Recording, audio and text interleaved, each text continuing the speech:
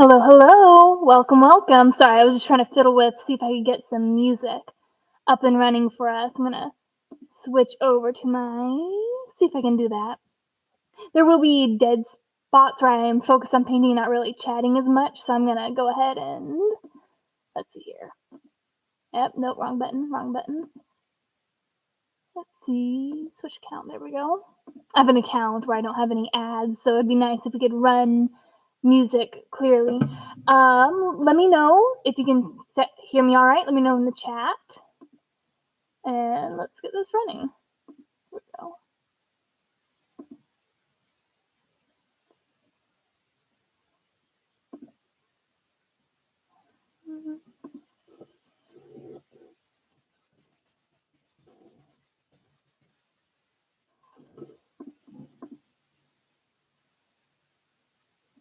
Let's see here.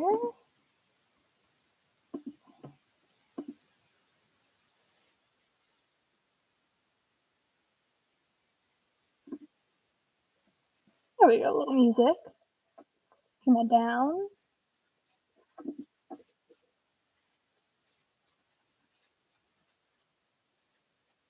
Okay, cool stuff.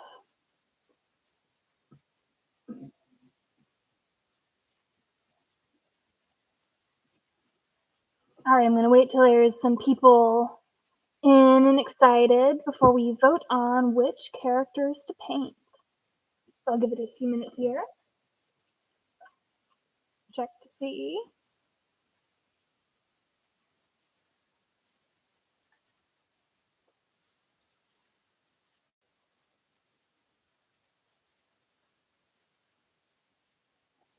And pull up for requests that we've had so far.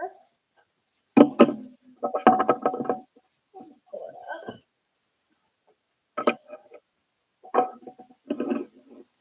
Got all of this stuff requested.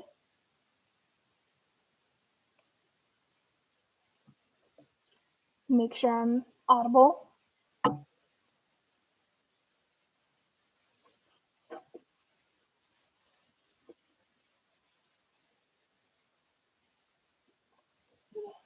Little boost.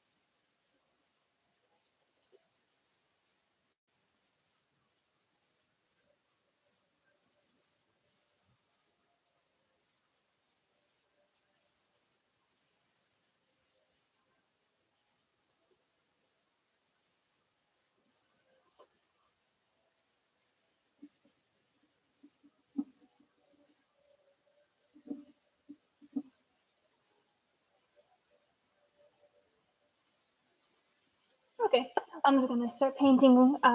Saying this to those who are watching the replay because I've noticed people do like to watch that. Since no one yet, I'm sure people will at some point. I'm just gonna go ahead and start with the Reef Ripper. If I have time for the others, I'll add them in, but I don't have anybody in here to vote, so I'm just gonna pick one and start painting. Um, this might just be a watch me paint with music, or if other people come in, I will have a fun chat with you guys. So we'll see. Let's start. We are gonna be doing. I know what to do with you. You're gonna be fun. You are going to be fun. I want these. I want. Where's that?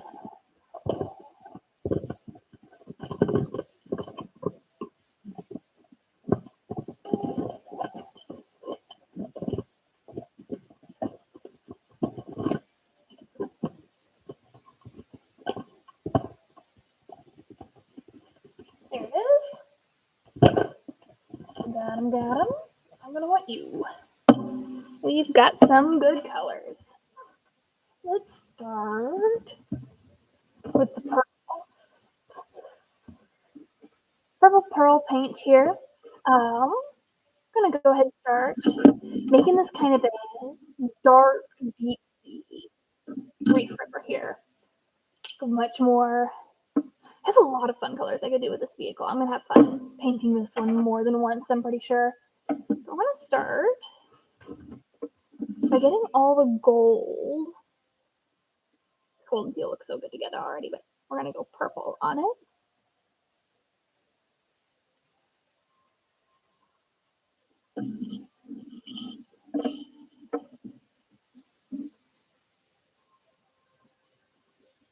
It's definitely gonna be layers. One layer to kind of get base like that and a grip. That's what this is gonna do. It's gonna make a textured surface for the rest of the paint to grip on. So if I hold this up, let's see how well it focuses. You can see a lot of the gold shining through the purple there. With a second coat, that will no longer be an issue. And turn it on its side.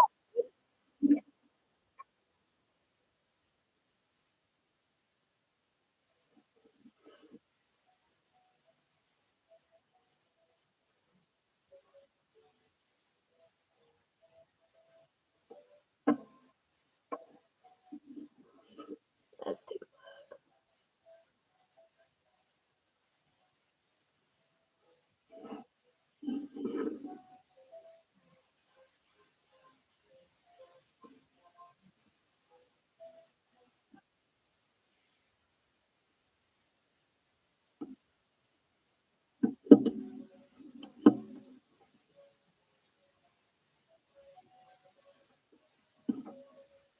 There we go.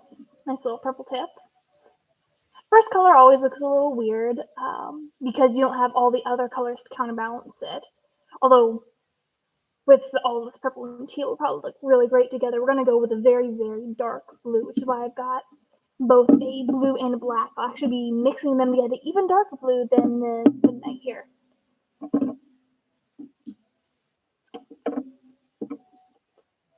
The other portion of our nose.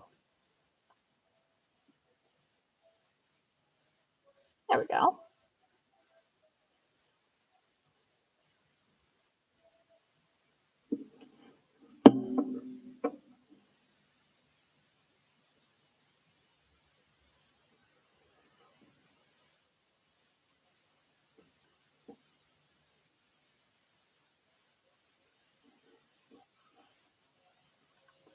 It's a good little start.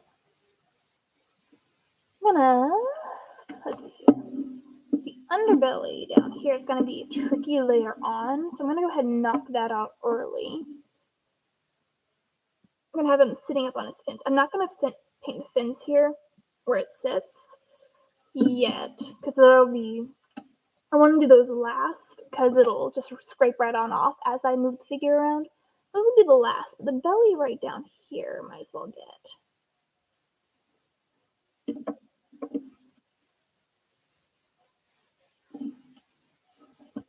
All all these facets, fun stuff.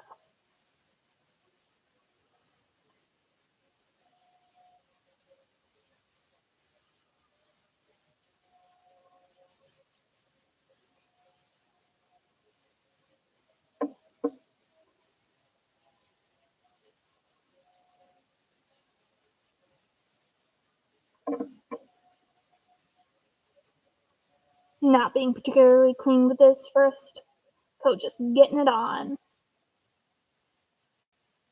Not worry about preserving any of the wording underneath it, so don't mind if it gets blobbed up a little bit. Just a smidge. There we go.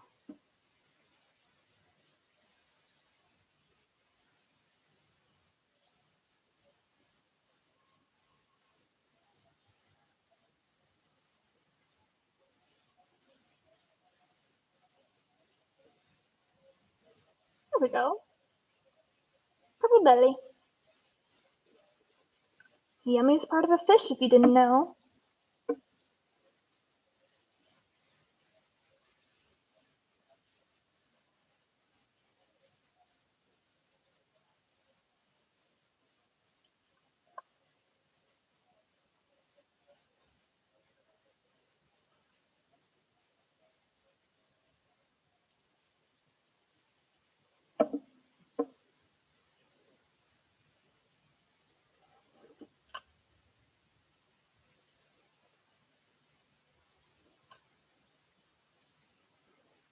There we go.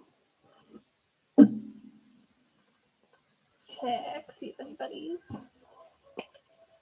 responding on Twitter.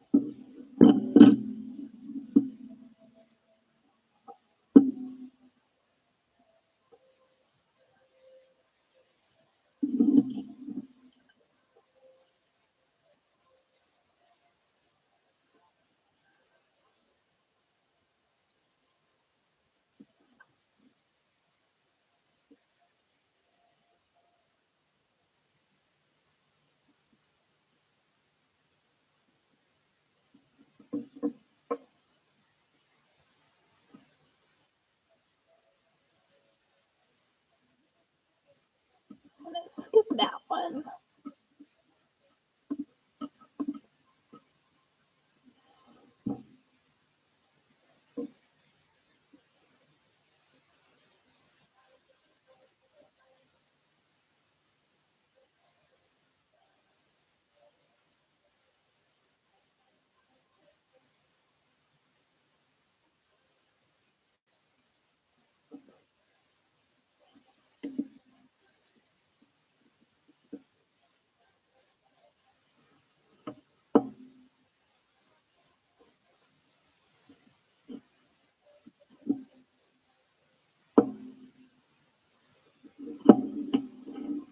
That's starting to look cool.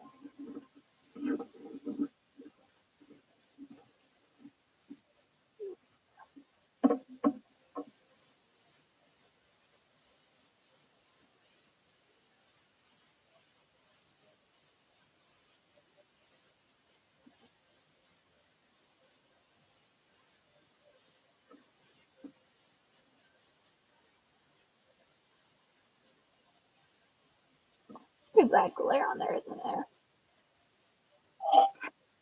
Not sure. Fix that very well. Hmm.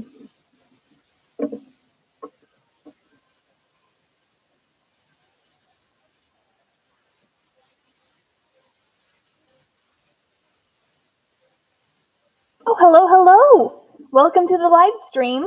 I am going with a paint ripper. Reef Ripper. I am painting the Reef Ripper. There we go. Let me know in chat if you can hear my voice alright. I'm trying out a microphone. We'll see how it goes. But yeah, I'm here to chat and paint Skylanders. It is fun. I was originally going to hold a poll as to what figure we're going to do, but I ended up just going with the Reef Ripper here. So we're going with a very deep sea look. So I've got the purple. Oh, good. I'm so glad. Does the microphone sound all right? Last time I tried this, I was not able to do both my microphone and my camera at once, so I got an extension piece. So expanding the streamability. But I'm so glad to have you here. Thank you, thank you. Ask any questions. Here to chat. Kind of whatever. Oh, how's the music? That's another thing I want to know. Is it loud, low? I'm also attempting doing background music. That is a new thing too.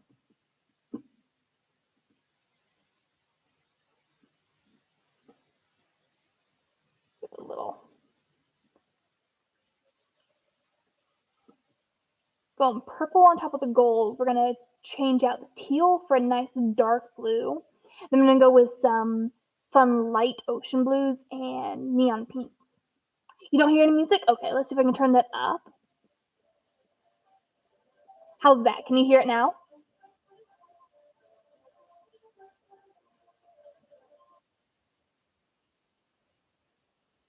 This is brand new territory for me.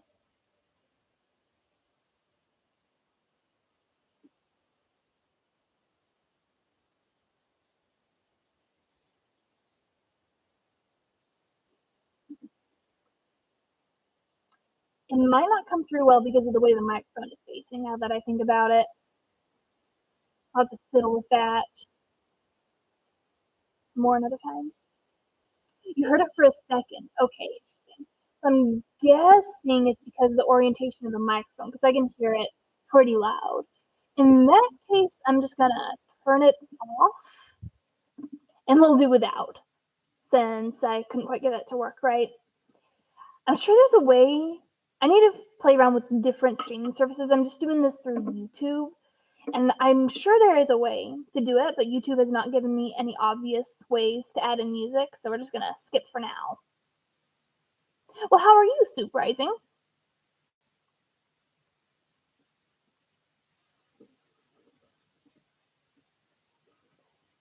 Getting the dorsal fin started.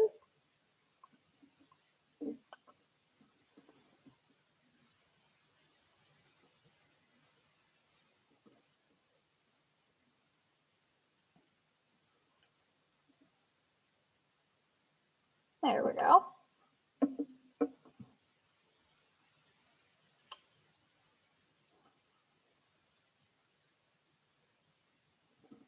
This is just a top first coat for the purple. I'll be going back over. I'm not being too neat. Like I've got splotches here on the blue because I'm just gonna go ahead and.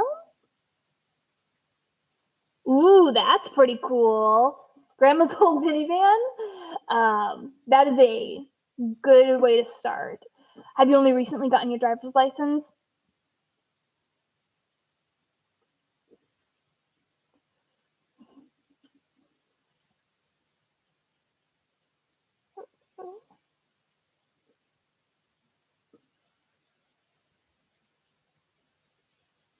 There we go. Little crown there. I have my dad's old Corolla. That's the vehicle that I drive, and I quite like it. I've honestly driven it more than he did anyway. Bought that off of him. So I'm pretty happy with that car. I don't like big cars very much. I like small cars.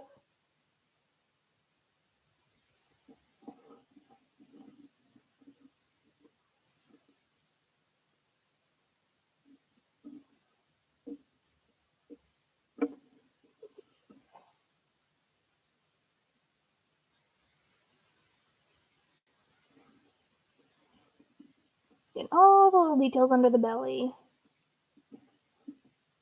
Don't have it yet, but I plan on getting it at the school I'm going to. Okay. Oh, sleeping disorder. What kind of sleeping disorder do you have? I am taking psychology classes, so I know a thing or two about sleep disorders for sure. Took a whole course on sleep psychology. So I'm curious, what disorder do you have? Insomnia? That seems to be at 90% of the time.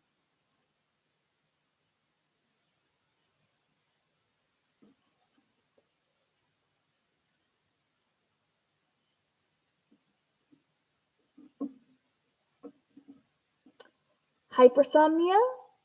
Okay, interesting.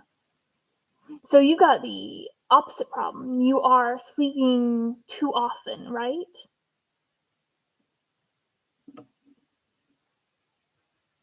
More like you get tired at the wrong time of day, essentially.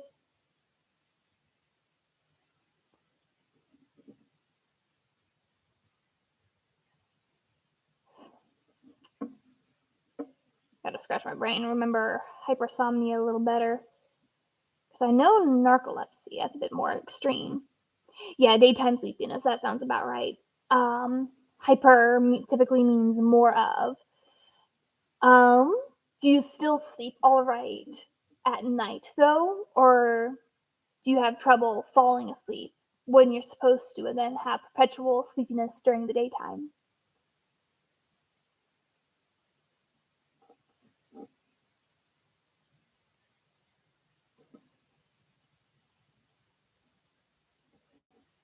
Welcome, welcome. So we have another person. Come say hi in the chat, ask questions, hang out. We are painting the Reef Ripper here to be a much darker deep sea Reef Ripper. So we're turning the gold into a metallic pink, not pink, purple. And we'll be adding a dark blue to all the teals, and then I'm gonna have some fun making designs because we've got all these big swaths of space. I'm gonna add some, hopefully, some blacklight colors, and that'll make it shine really nicely under a black light. Glow in the dark isn't as nice as you'd like to think. It's kind of disappointing, but black light does it. So we'll go with that. Just getting the first layer of purple on. That's it. Rinse out my brush here. First rinse out and do some more detailed stuff around the window. I don't know what I want to do the windows as yet, so I don't want to get any paint on them if I decide to just leave them as the yellow.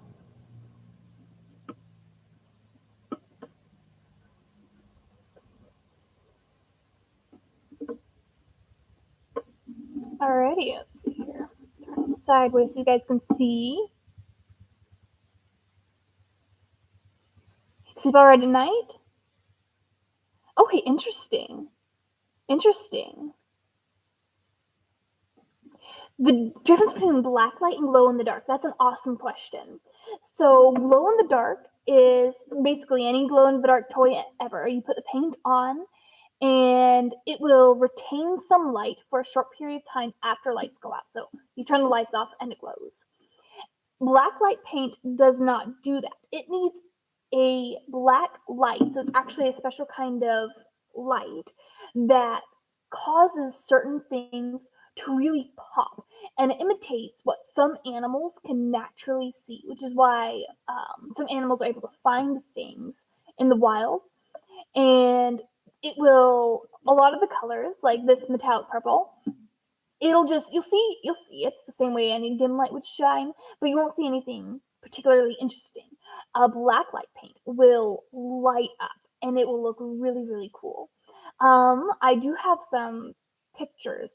I'm not in a place where I can really show an example of it. At some point I'll have to do that.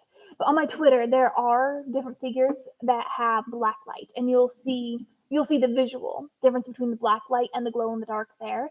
I recently did a Spyro that has both black light and glow in the dark. Glow in the dark will also glow under black light, which is nice. Black light actually helps it glow even brighter. But it will, glow in the dark will fade, black light only shines when you have the black light on. So that's the difference there. Glow in the dark by nature doesn't have a lot of variety, and when doing it with paint, it's really finicky because you've got such a thin layer. When I do glow in the dark with clay, it looks really awesome. So I love using my glow in the dark clay. When it comes to paint, I prefer black light because it shows a lot more evenly and a lot brighter. So that is why I like that one. And we'll go on with black light as much as possible here today. I've got the pink that'll look nice. Oh, look who came to visit. Hi, pretty girl. Got a kitty cat who hears me talking to the computer and she is curious. As far as the other one hasn't come over yet. He's been in the same room.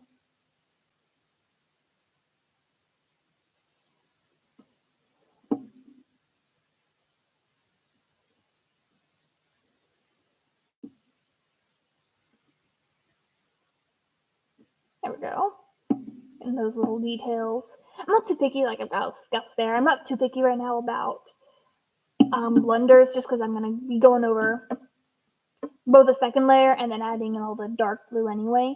So I'm not going to fuss too much right now. But try to keep it fairly neat.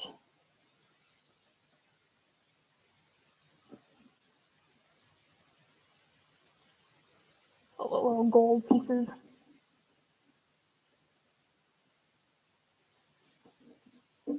Top of the fins. This tail here is going to be a little chore. So I love the vehicles, but the moving parts are tricky to paint. The Stealth Stinger is its own nightmare with the propeller. This one I don't think is going to be too awful. It's going to want to stick to itself though if I'm not careful. So I'm going to leave it bent that way for a bit as that layer there dries. And this will dry very fast. That's why I like acrylic, because I can, by the time I finish one layer, it'll be ready for the next. Oh, thank you. That is so sweet, Nick Nuck. I am very much appreciate that compliment. I try to make people happy. I'm a people pleaser. Means a lot, for sure.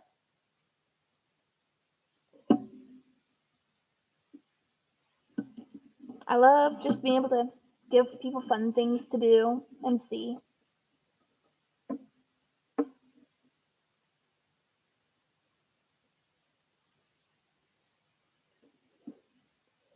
Am I saying your name right, by the way? Nick Knock? That's a fun name. I want to jump to Nick Knack, but Nick Knock, that's different.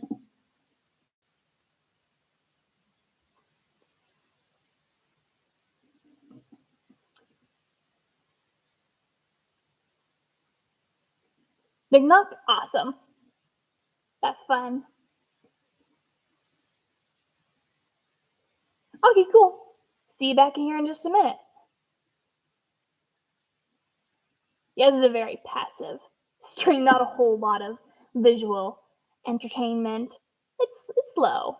Always slow start. Well, painting is a slow process no matter what you do. But it's always more fun when I have people here I can chat with while doing so. Any questions? Any topics you want to chat about? I am happy. I love talking characterization of our Skylanders, storylines, yada yada, anything and everything. It doesn't have to be Skylanders either. I think, are we dry enough under there? Sorry, I'm looking under our tail fin here so I can see. I think I can go ahead and paint the other side of it now. Just don't want it to stick, because if it sticks, then it'll pull the paint up, and that'll be a nice, very uneven lump. Oh, having patience with these things, that's half the challenge there. Okay. Multiple to the tail there. Ooh, they missed a piece there. That's the color of this. So that's going to be their base plastic, and they didn't get the gold. Skylanders in the first place. Would you believe me if I told you that I, in fact, was introduced to Skylanders via Skylanders Academy? Technically, When I was in middle school, I went over to someone's house who had Skylanders, and I found Flashwing, a drag made of crystals, and I absolutely loved it. But I didn't really get that it went to a bigger game. They tried to explain it to me, but I wasn't particularly interested at that time. And then later, when I was in high school, I decided to watch the Skylanders Academy because I was bored, and it interested me enough to come check out what the rest was. And I liked the characters on Academy fine. They weren't the best, but then I discovered how much better they were, particularly Stealth Elf. You can thank her for that. How much better her game character was with all her mischief and personality. The Academy gave her very much a. She was a great foil to Spyro in the Academy. I don't dispute that there, but her actual character is so mischievous and got a lot of nuance to the character. She's a blunt character, doesn't always think before she speaks, and that is so fun to play with. And so I kind of just went down a rabbit hole and discovered things bit by bit, tried out Spyro's Adventure, tried out some of the other games, fell in love with the Supercharger characters. I loved them. And yeah, it's just kind of an adventure from there. So I discovered Skylanders after Imaginators was out. There's the short version of that story for you. Way back 2016. Fell out of it for a while, just living life, but decided to return because I like this community.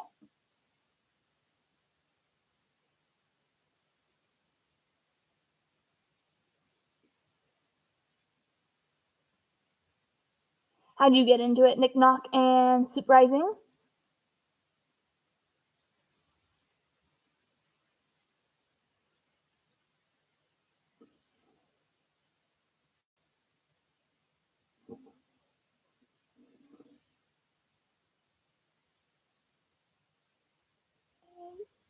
Sides.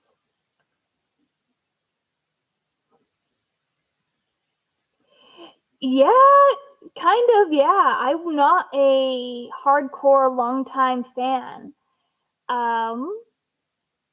Yeah, started in 2016. I did get almost all of my Imaginators and Superchargers new in box just from stores. I remember, so I live in Alaska, right? And we've got just a couple GameStops that I could really go to. And I remember trying to find Splat because I knew they had one and finally found the right store to get her. Others I got through gifts. So I got the Imaginator starter pack with Mysticat for Christmas that year. But otherwise, yeah, most of those, yeah, pretty much all of them I got in store. I definitely looked on eBay for some other ones, got characters like Blackout and Spotlight before they were as expensive as they were. I mean, they were still expensive, but not today's expensive. I think I got them like between 30 and 40 bucks at that time, which was still a lot, but managed to find a few different places where they were just kind of selling them out and kind of saw the decline of GameStop. Like, yeah, no, we don't hold Skylanders anymore, which is kind of sad. I didn't get any duplicates at the time, though, was not painting them. That's kind of. I did fix the eyes on my Splat. I wanted those to look right, and I also fixed Smash Hit a bit because I wanted to. The spikes on his ball were the wrong color, and it bothered me, and then his eyes as well, so I fixed him up. But yeah, it was a while ago. I'd say I already had half the collection I have now. Since jumping back within the last 6 months, I have doubled that thanks to SCL Matt's shop.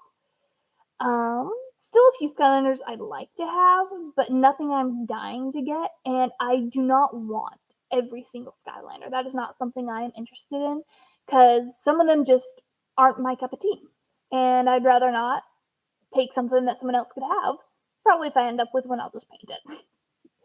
It is my goal to paint every Skylander, though, so that will slowly, over like the next 3 years, happen. We'll see. We'll see if it comes to fruition. I have done Robo, so the big one's out of the way. But yeah. relatively new, but not a brand new person to the franchise. I was there for Battlecast. I liked.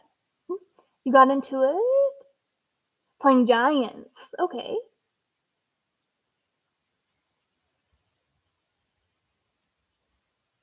Oh, lost him at recess at school. That is the worst. I lost a little pet shop lizard at school when I was in elementary school, and it drove me nuts because it was my favorite little lizard ever. That's the only thing I really remember losing for sure. But yeah, that's tough. I'm not actually sure which Skylander was technically my first. Possibly just the Spyro's Adventure starter pack. I would have gotten Stealth Elf right around that time too, so all of those guys somewhere in there. Um, but yeah, Giants. That's definitely much, much earlier on than I got into it for sure. See, I don't have didn't have TV growing up. We watched Netflix movies, rented Netflix movies that you ordered in the mail, but we did not have cable TV just because my parents didn't care for it. We watched what we had on disc, and that was kind of that, and I was happy with it as a kid, but I didn't see a lot of the ads and stuff for games. So it really wasn't until around 2013, 2014 that I discovered internet and started watching some things on YouTube and, of course, Netflix, lots of Netflix. And then it wasn't until high school that things really got opened up to me. So, yeah, that's kind of why I never discovered Skylanders beforehand. And my numerous siblings weren't interested in it, so never came across my path. And no, I did not have other friends who did it.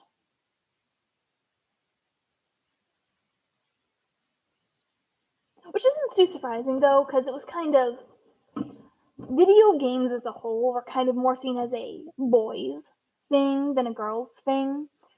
And so any friends that I had wouldn't have been interested in it. I've never been a super girly girl, but a lot of the girls in my community, unsurprisingly, were growing up. And so this kind of thing wouldn't have been something they're interested in.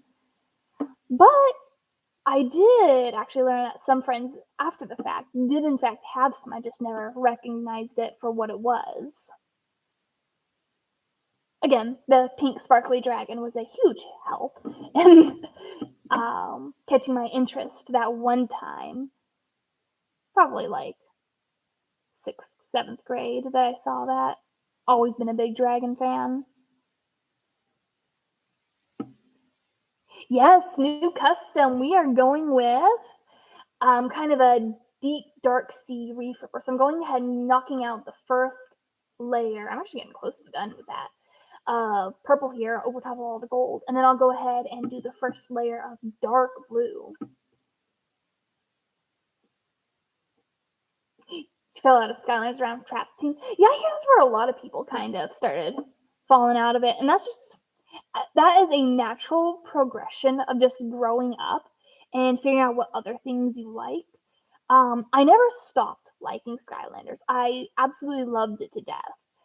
But there were just other things that I also wanted to explore. And so I put less of a focus on it, but it was definitely still in the back of my mind. It is, in fact, the first series I ever posted fan fiction for. You are welcome to go look that up. I would not recommend it, it's old, but it did kind of really introduce me into that world, which was a lot of fun. And I've since written for a few different communities, but certain characters, they stick with you. And Nightfall and Astro Blast were a couple of those. Those two were fun. Roller Brawl is a really fun character to write, although she doesn't always make the best main character because she's kind of too good. Stealth Elf is a wonderfully flawed character who is amazing to write as well. Spyro, he's kind of your run-of-the-mill protagonist, but again, fun world to enter, and I am super hoping to do more writing for the Skylanders. I've had little bits here and there about visual novels. I've kind of put that on hold with the amount of customs I've got to do, but there will also come a time, probably in January, where I will not be able to do customs anymore, and I will instead shift gears fully into storytelling for Skylanders. For now, I think this does it for people though, so this is good for now. Lots of colors.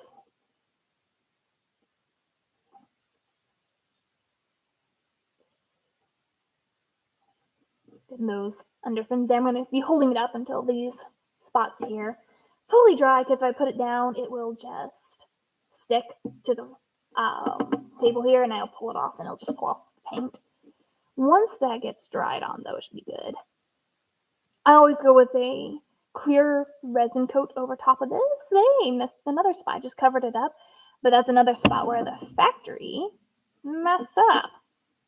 Kind of fun discovering all these little flaws you don't notice on a regular basis, but when you get up close and personal with these things, you find all the little details. All the little funny things. In fact, I was painting some trigger happies today, and they were the same kind of trigger happy, all big bang. And one of them had very noticeably gray teeth. Like, it was gray. The others were slightly light white. It was like a tinted white color. It looked natural. But one of them, they lost a bit of the white. In fact, the whole color was slightly different, probably released in a different wave. But it is funny seeing that.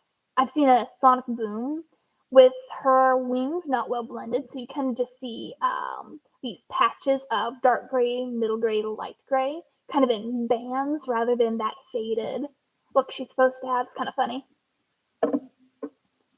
Here, I don't know if you can see. You can see the gold there, but the airbrush didn't quite get back as far as it's supposed to. That's the kind of stuff I get to fix. I'm thinking I'll probably go with pink. This yellow is not going to look great with the rest of the look, I don't think, once I get the other colors on it. I think that'll be either the bright pink or the light... Ooh, the light blue might look good on that one, actually. Water out of here. And I think got the window, and I got some edges down here. Gotta get... There we go. Definitely a first layer. You can see a lot of the gold glimmering through all that purple. That's a good. That shows it really well there. But this is why you always have to have a few coats. Depending on the paint, you can get away with fewer coats.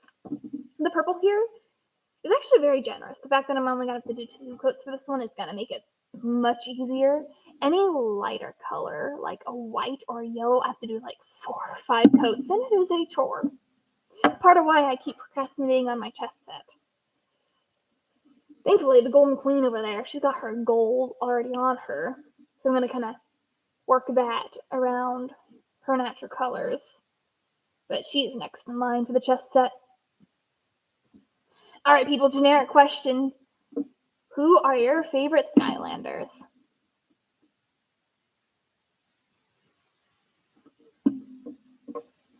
As I fiddle with this window.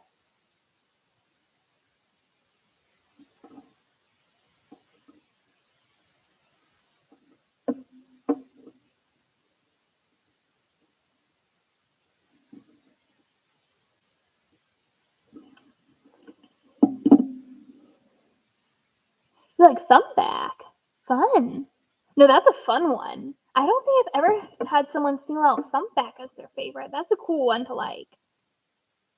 I like Thumpback. He is probably one of my preferred giants. I actually only own one giant right now. Now that I think about it, I only own T-Rex. I have other giants hanging around. I just sent 2 Ninjinis off to Matt. I've got a eyebrow to be fixed. I've got a Crusher to be painted, another one sent, fully painted, and I have a Thumpback on the way to be painted. But I don't own any other giants, though.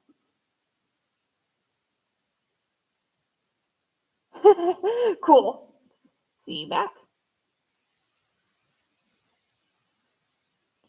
My favorites are a 3-way tie between Stealth Elf, Roller Brawl, and Nightfall, and a big portion of that comes from my experience with writing those characters.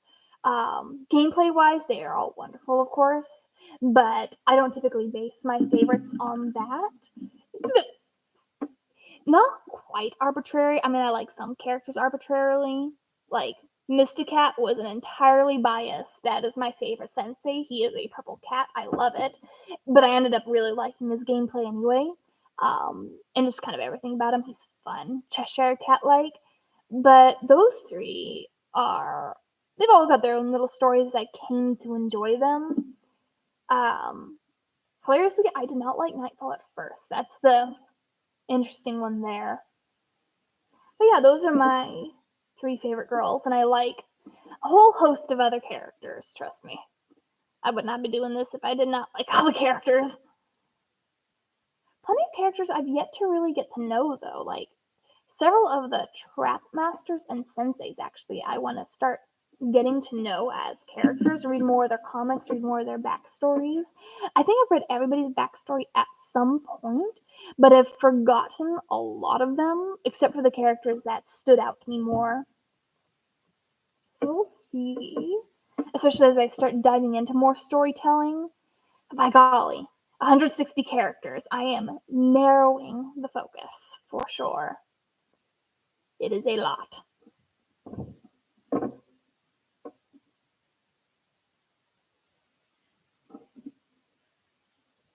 Go. All right, there's our base purple. Let's go ahead and get the dark blue going. A, so you guys have something more visually interesting to look at. And B, because that will really help pull together how to make the rest of it look. So we're going to go with the midnight blue squirted out. I'm going to go a bit dark with that, add a little bit of metallic black. Click that in. Mix it. Good brush here.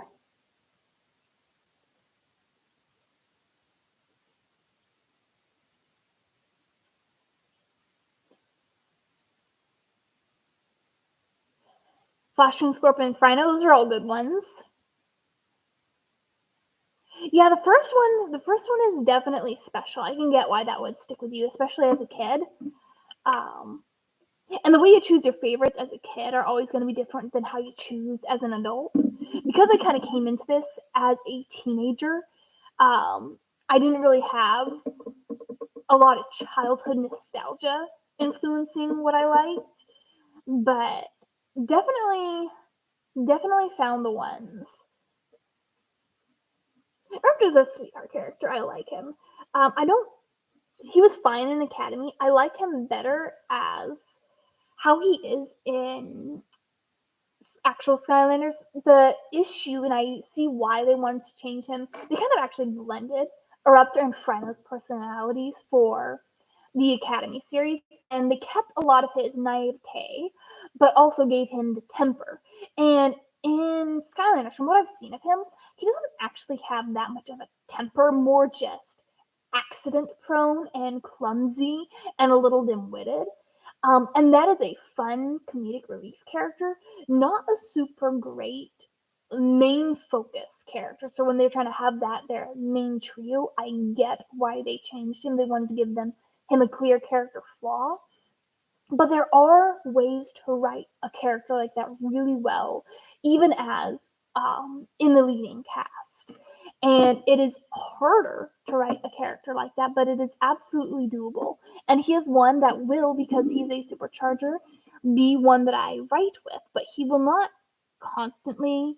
He's one that I have to build up to. I'll have to have kind of an established. Oh, hi, kitty. Move the fuzzball down here. I'm gonna have to kind of set up his character for a while and kind of create a status quo with Eruptor before I really dive into where the issues with that status quo actually are. And so that'll be an interesting one to unpack. There are definitely easier characters to dive right into first off. But yeah, he'll be an interesting one. Frino himself, I love the little shortcut teaser they had of him. That was fun. And then, who'd you say? Flashwing. Flashwing is an all-around dragon favorite, of course. Every little girl who I've let enter get into my dragon sets absolutely loved her, and then immediately ask why her wing is missing. And I've had to explain that as many times as I glue it back on, that one always breaks. But Flashwing, she's honestly kind of got a bit more of a bland personality from the onset. I've not dived into her too much, but for actually acting as a catalyst for Bash and his kind of character growth, she works really, really well. Not always the best way you want a female character, but it serves its purpose, and we have a lot of other great, strong female characters that I wouldn't mind letting her stay in that kind of position, at least for a time. And then as I get to know the character myself through writing, I would start to unpack other ways to explore her on her own. So that's probably where I'd be at with Flashwing at this point. Definitely one worth looking more into. Not a whole lot to say on her just yet. You guys are welcome to ask my opinion on any character. I won't always know them super well, but some of them I've got plans for. AKA the Superchargers, but I like the other guys too. I actually got a couple more of this. Ooh.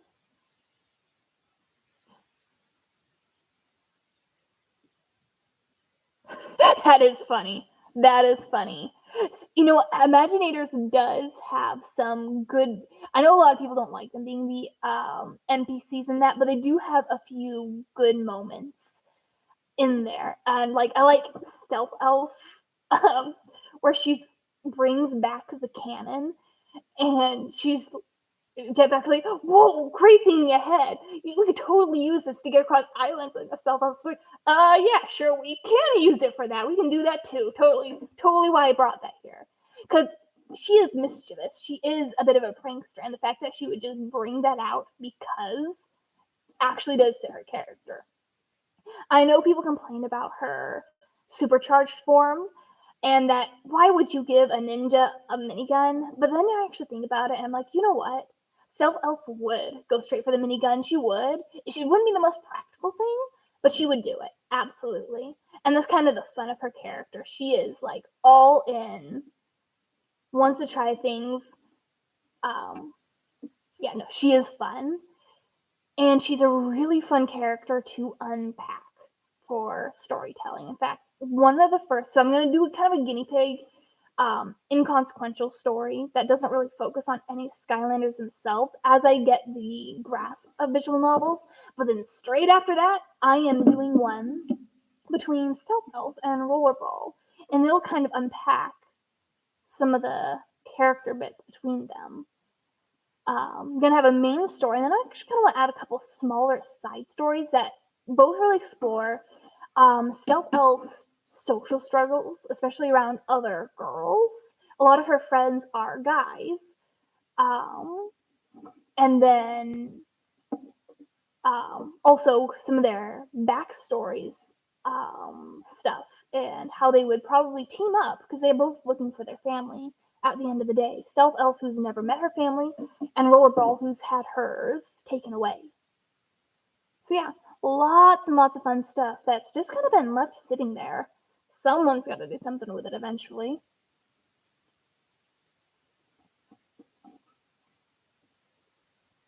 But yeah, Sweet and Innocent is a good place for Eruptor to be, especially starting off.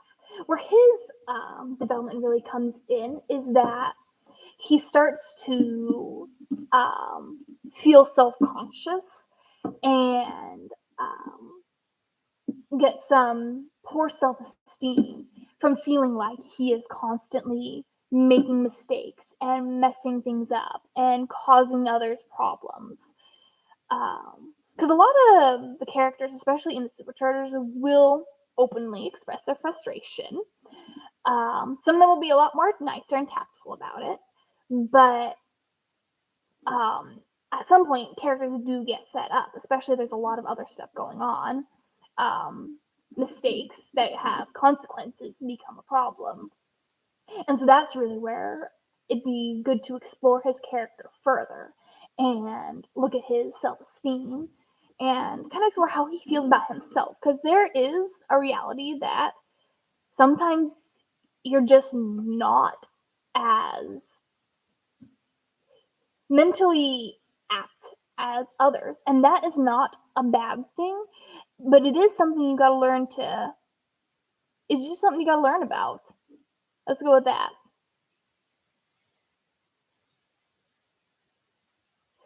So, a couple different places. You can always look it up on the Wikipedia. That is easy. For the superchargers, I've got to, here, pull this up right now. I actually got it over here. Big ol' side handy book right here. It's got their backstories. Kind of at the front. Hang on. There we go. It's got their backstories in it. This one's got the full version. I've also got one with the shorter version. Sorry, the camera's mirrored, so you're not going to be able to read any of that. But, so they have books. You can always just look it up. I have to do that with Imaginators because I don't think the Imaginators ever really came out with a good book like that to use. And then for short versions of their stories, there's also a character encyclopedia that I have that's through Trap Team, not including Light and Dark, unfortunately. But otherwise, if I want to focus on a character, I will directly look up their own backstory. Raptor's one I actually need to re-look up in that sense. I've not looked at his backstory in a hot second. Drawing a blank on most of that. There are a lot of characters, so. Oh, yeah.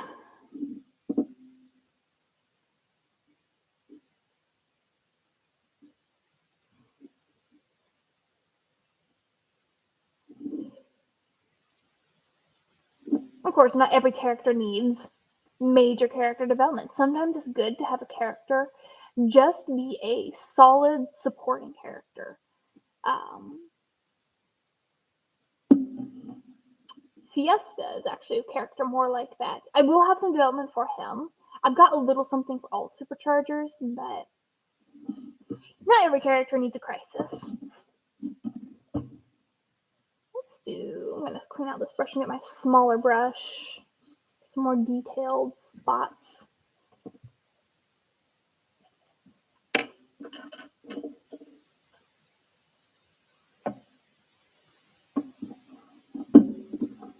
Forward. Yeah, that yellow is going to have to go. It's really not going to work once I get these other colors on here. Yellow is not going to do it. I might go with some black. Simple black for the windows would be a good contrast. And it wouldn't distract from the colors that I'm actually focusing on. Probably do that kind of right at the end.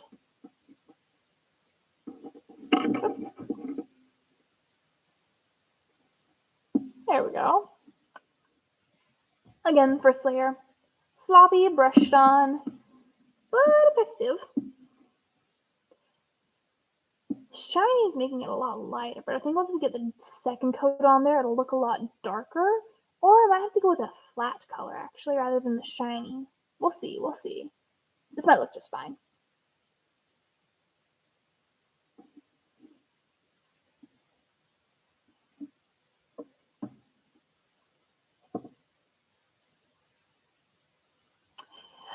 That is not a question I'm actually super apt to answer. As much as I love the supercharger characters, I am not very well versed in vehicles, like at all. I've always been a very fantasy person, so mechanics has never been my forte. I love the designs of the vehicles they have, and if I were to kind of find a frame, I could absolutely have fun designing something like this. But I couldn't tell you going in like what vehicles other characters ought to have. Other than, you know what, let's give Slam Bam a snowmobile. That might be a solid choice for him there. But yeah, no, I had not really thought about that, and it's just not something I could probably guess whether a character should be land, sea, or sky. I could answer that pretty straightforward. But just trying to come up with a vehicle that really suits the character wouldn't probably be my strong suit. Again, I'm very character focused, and that's what draws me to the superchargers more than anything, is because I love the character dynamics I've got going on there. The vehicles add a whole nother layer of fun to it, but they aren't the draw in and of themselves.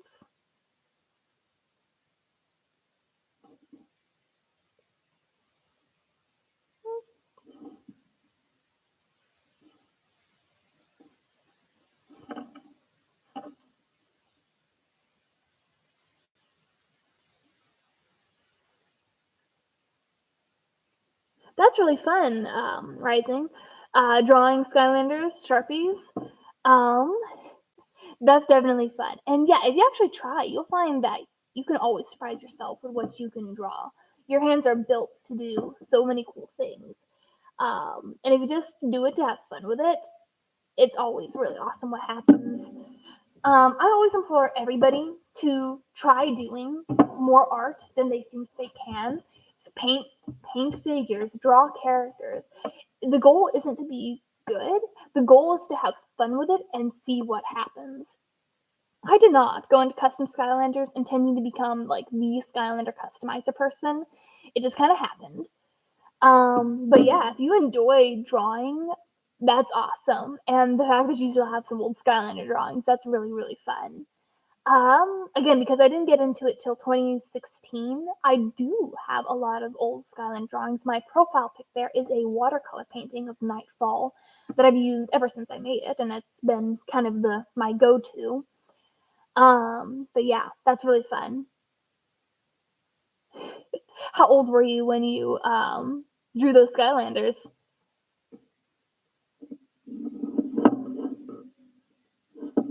Tail fin here.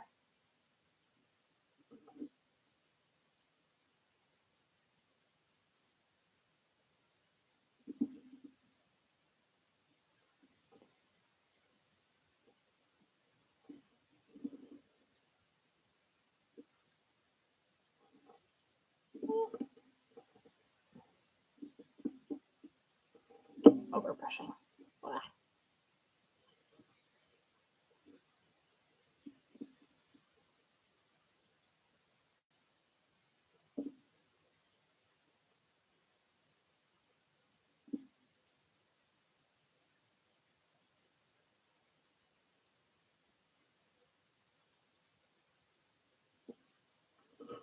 There we go. Got a first layer there. Gotta get some of the corners in here. I actually think I'm about done. Got a few spots, but I'm getting close to the first layer of blue. It's very light so far, not a huge change. And definitely a first layer. You can see how uneven that all looks, but we'll get it looking better here in a bit.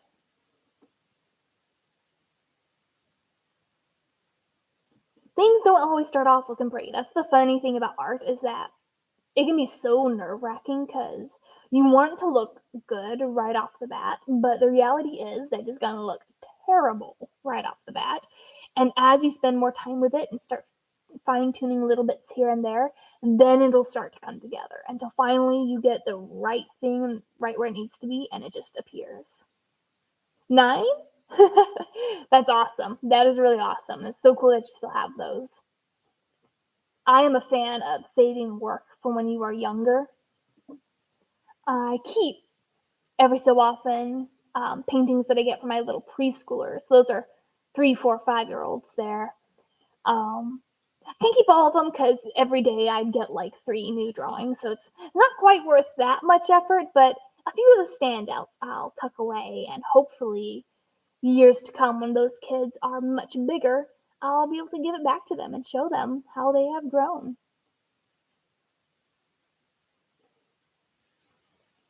I think I've got a little bit more here on the top of it, but other than that, that should be the rest of the base coat.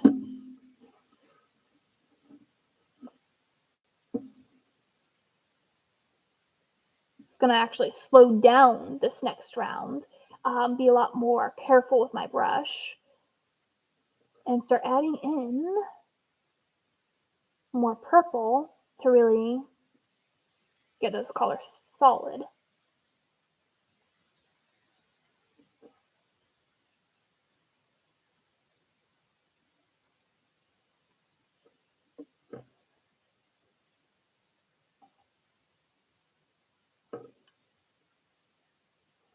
There we go. So that's a base coat and kind of gives you a overall visual, much darker in color, definitely dark coloration. That is a good start, because then what I'm going to be doing is I'll have some fun designs across these big blue plates with a very bright blue and a very bright pink. I'll start with the blue, and if I think it needs it, I'll add the pink. If the pink doesn't work, I'll leave it as is. But it's kind of the fun of it, is you get to play around with it. So let's go ahead, pull out more purple. Hey Fuzzball, do you want to come say hi? She's staring at me from across the room, questioning silently what I am doing at my computer. Oh, let's grab the Fuzzball. Yeah, you.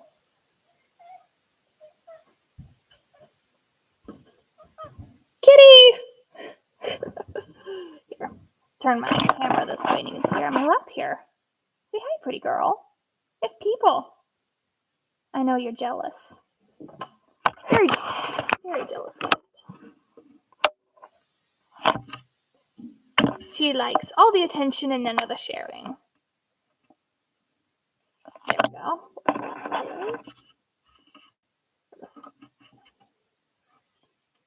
That's my kitty Aspen. She's about 9 years old.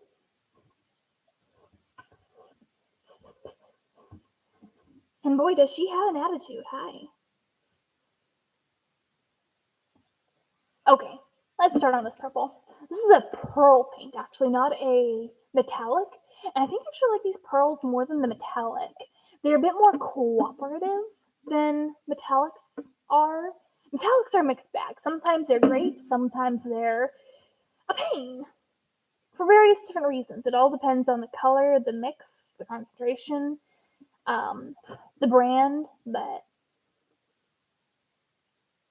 Eruptor, Series 2 Stump Smash, Drobot, Terabyte, Wrecking Ball, Thumpback, and Lightcore, Shroom Boom.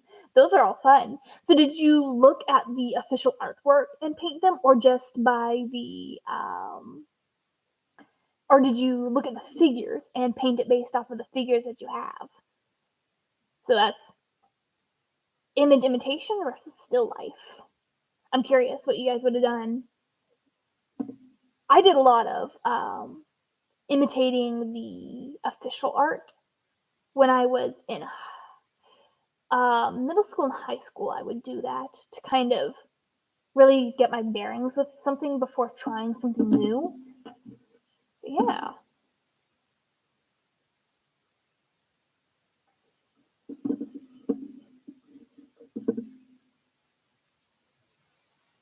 That's much better.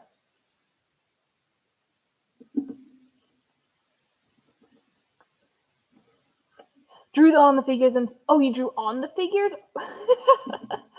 That's funny. I can't say I'm surprised though. Sounds like something a 9-year-old would do. I would know. I have been around my fair share.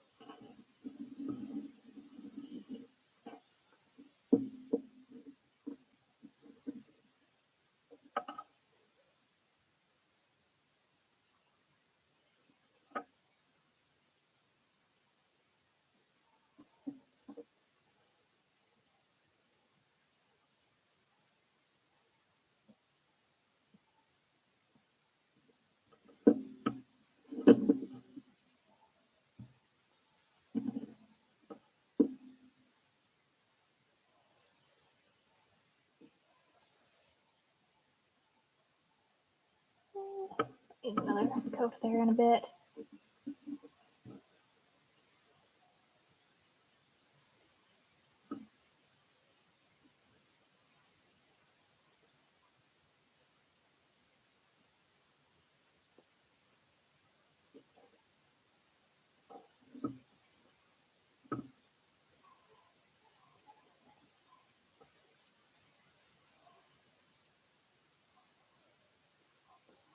Okay, new question for you guys while I start diving into the more finer stuff.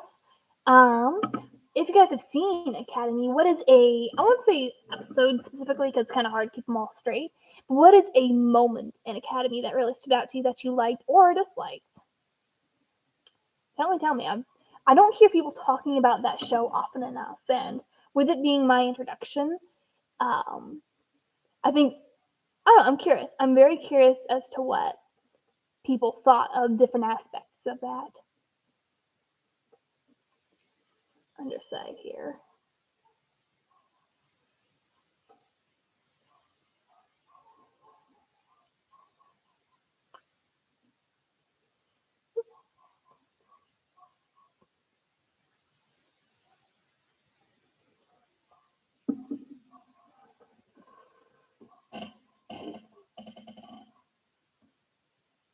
Chair. Oh, hey, look, I see we got a third person in the chat. Welcome.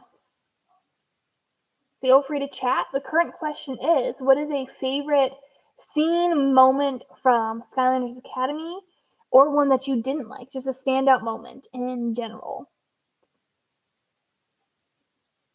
if you've seen it.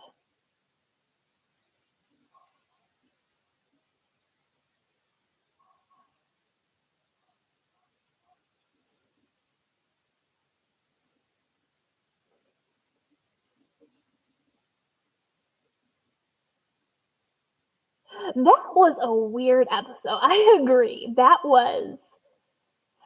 It wasn't because of the context. What they were trying to do was like, he's super smart, but he has this hyper focus that gives him a headache. And the contacts were really just to make it so he could use that without getting a headache. It was a weird plot point, and it kind of, I don't know. The reason I don't care for that is because it is taking away elements of the character. Like, oh wait, no, he's actually super detective smart, when really that's not a raptor. And it's one of those filler things. Like, you could have done so many cool stories, and that is what you go with. And even with what they did with that, they did not explore the interesting things they could have explored with that, with what Skylanders would hide. Things like how Stealth Elf is actually there's a lot of missed opportunity. But yeah, that one was a weird one for sure. That's not really the thing that gets me with Skylanders Academy, is that none of it is terrible, but there's so many things they could have done that they didn't. And it wouldn't have required even adding any other characters that they didn't already have. Like, they had some excellent characters in the background that they could have used. Like, we got that one Hex episode, but it focused more on her skull than on Hex, which was kind of disappointing. The skull guy was fun. He was fine and fun. There's so much you could do, and then you waste your time with an episode about contacts. yeah. That was certainly an episode. It was an episode.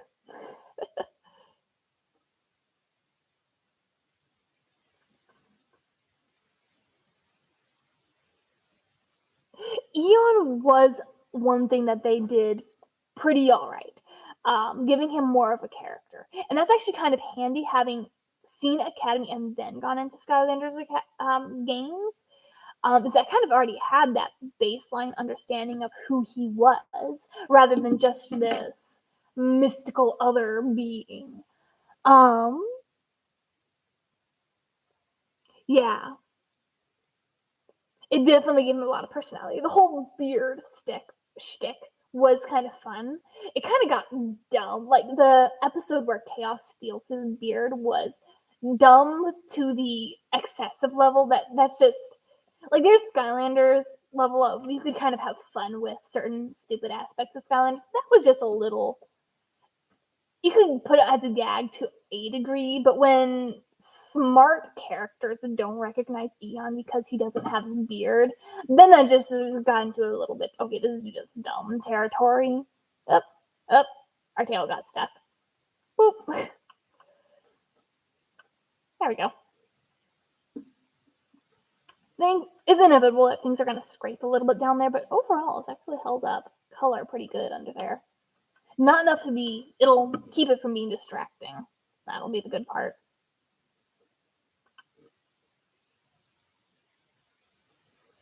But yeah, Eon as a whole, with his whole father dynamic, was something I absolutely loved. His father dynamic with Spyro, that was a good move. What I wish is that they actually there's also some missed potential in that, with Stealth Elf also being an orphan and being, frankly, more so than Spyro. Like, Spyro has grown up his whole life, according to Academy. Or it depends. Skylander's backstory kind of says he came from another dimension. I like Skylander's Academy better in that regard, of having him not know where he comes from, but come through as an egg, and then being raised by Eon, and Eon having more of an idea of what happened to his past. That is great. The direct connection to the other dragons, I think there could be a more seamless way to tie in the Spiral world to the Skylander world, because that's so much potential right there, especially when you've got crossover species like fawns. But then you also have Stealth Elf, who was lost in the woods as a kid with total amnesia, no clue who she was. And having both her and Spyro, like, they've been best buds all of Skylander's canon. And she has been canonically an orphan, and that is not, like, hidden. And they kind of touch on that a little bit in Academy, but I wish they explored more of that, and more of Spyro is going on this huge tangent, or this huge quest to discover who he is, but then they never really even bring up the question about these other characters here who also have missing or mysteries behind who they are. And that is something I would have liked them to explore too. And kind of, if Eon is favoring Spyro, how would that trickle down to Stealth Elf, who also doesn't really have a significant parental figure? And she actually kind of looked for that a little bit in Chaosandra, the one episode. That was interesting, and I kind of actually want to revisit that episode. Again, there's missed potential every which way you look on Academy, but that was something that was definitely worth looking into a little bit, for sure. There is so much you can do. So much you can do with so little initial content. Let's go with that. Eon was overall a highlight, though. The canonically being Chaos's dad, I'm not sure how I feel about that one. Just because there's some gaps to that I feel like have to be worked around a little better. And the Strikor was colossal disappointment. Like, I would have rather not had any Strikor nonsense, and instead of, the Doom Raiders were not utilized to their full potential, because you've got a whole host of really, really cool villains, excellent designs, interesting backstories and motives, but because they were all early on lumped together as, oh, this is the Doom Raider group led by the Golden Queen, Chaos wants to be part of them, because they were lumped together as a band, that kind of took away a lot of the potential that they had. What I think they should have done is they could have still set up something like Striker further down the line, but instead of trying to make that the ending villain for the big reveal of, oh my goodness, Eon is Chaos's dad, whatever, I think they should have made the Doom Raiders more like a boss battle. And instead of making them a game, what you would have wanted to do is, they are more like an organization. They are the heads of the Doom Raiders. Another thing that really stood out was the last episode, Eon, as you can see how,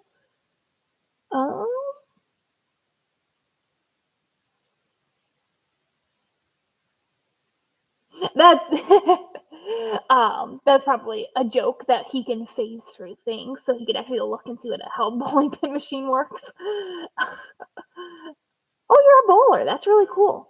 I cannot remember, like, I know I've done bowling once upon a time as a kid, but that's just not something I've ever thought to explore. But that's really cool. Bowling does sound fun. Again, live in Alaska in a remote location. We don't exactly have bowling alleys, but that does sound really fun. And that was a kind of a funny joke now that he has a spear that he's able to discover that.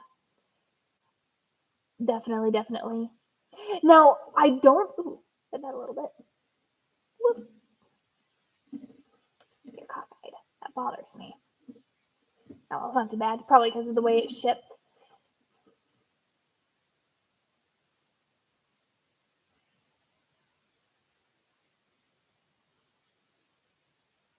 Yeah, that would be disappointing if you knew what the darkness was ahead of time. And I don't think I ever thought it was the darkness.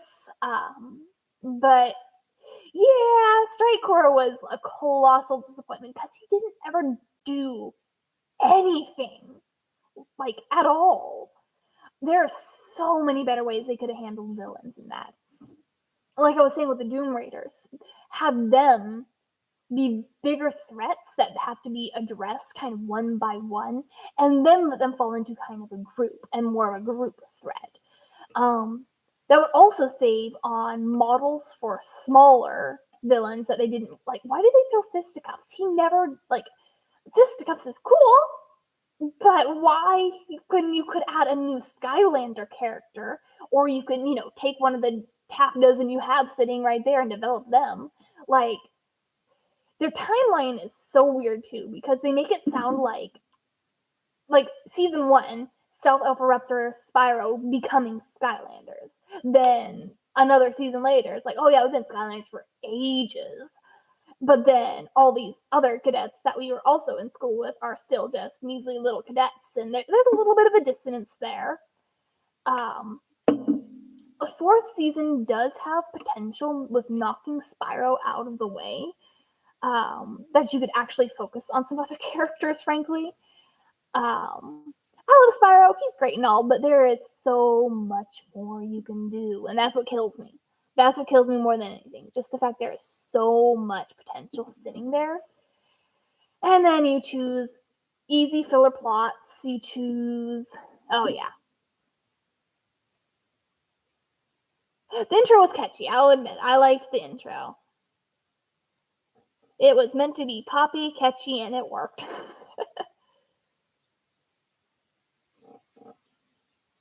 The animation was gorgeous, too. That's another thing that really drew me in, is I loved the animation.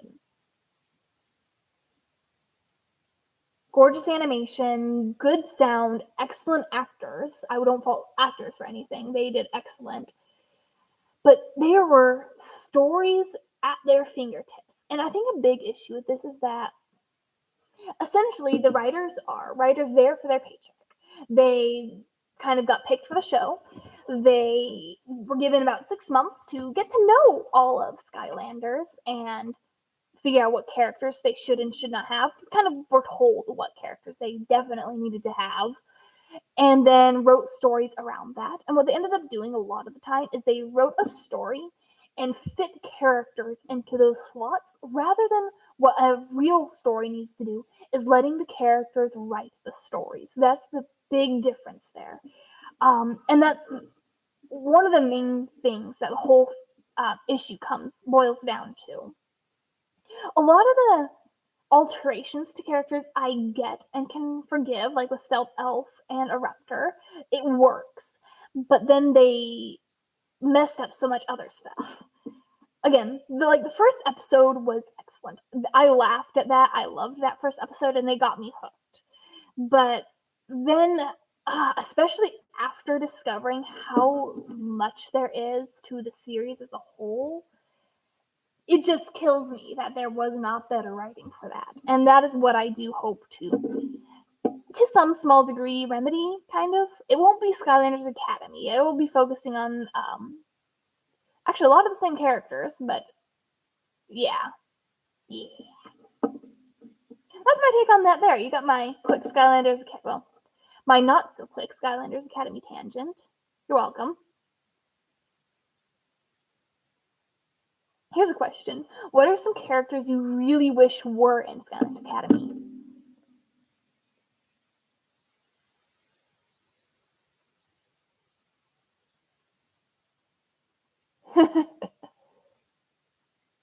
Yeah, it is definitely a fun song for sure. Looking back, I wouldn't call it my favorite, but I did have that on my playlist for a good long time on YouTube.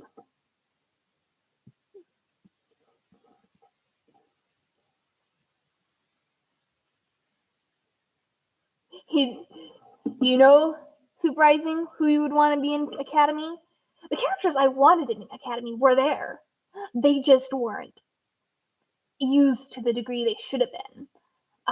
Selval, fine, but come on, they had Rollerball in there, and there's so much fun stuff you can do with her. And they didn't. They kind of almost did at some point, but then they also made some colossal mistakes that I just could not forgive. Because she is such a fun, she's a fun, playful character. And then they relegated her to goth because vampire, and that was kind of it. They did get one little moment right where so the episode where Dreamcatcher got amnesia and was kind of readopted into the Skylanders, Rollerball was the one when the Doom Raider showed up to step up. But then she kind of just disappeared, and I wish they followed through with that because she is a character who does more than what she strictly needs to. She's the kind of person who goes above and beyond. And she's the kind of character she's a young character who excels past what what a lot of older Skylander characters do.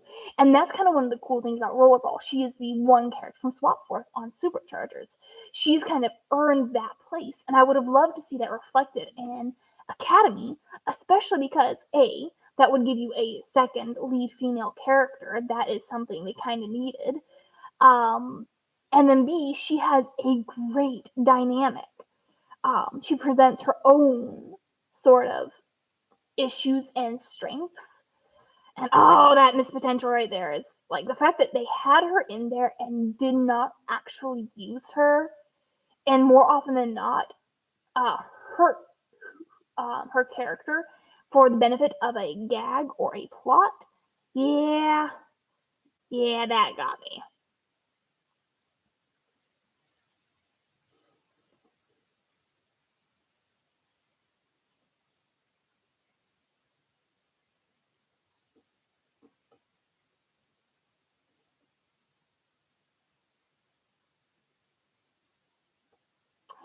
I wouldn't say.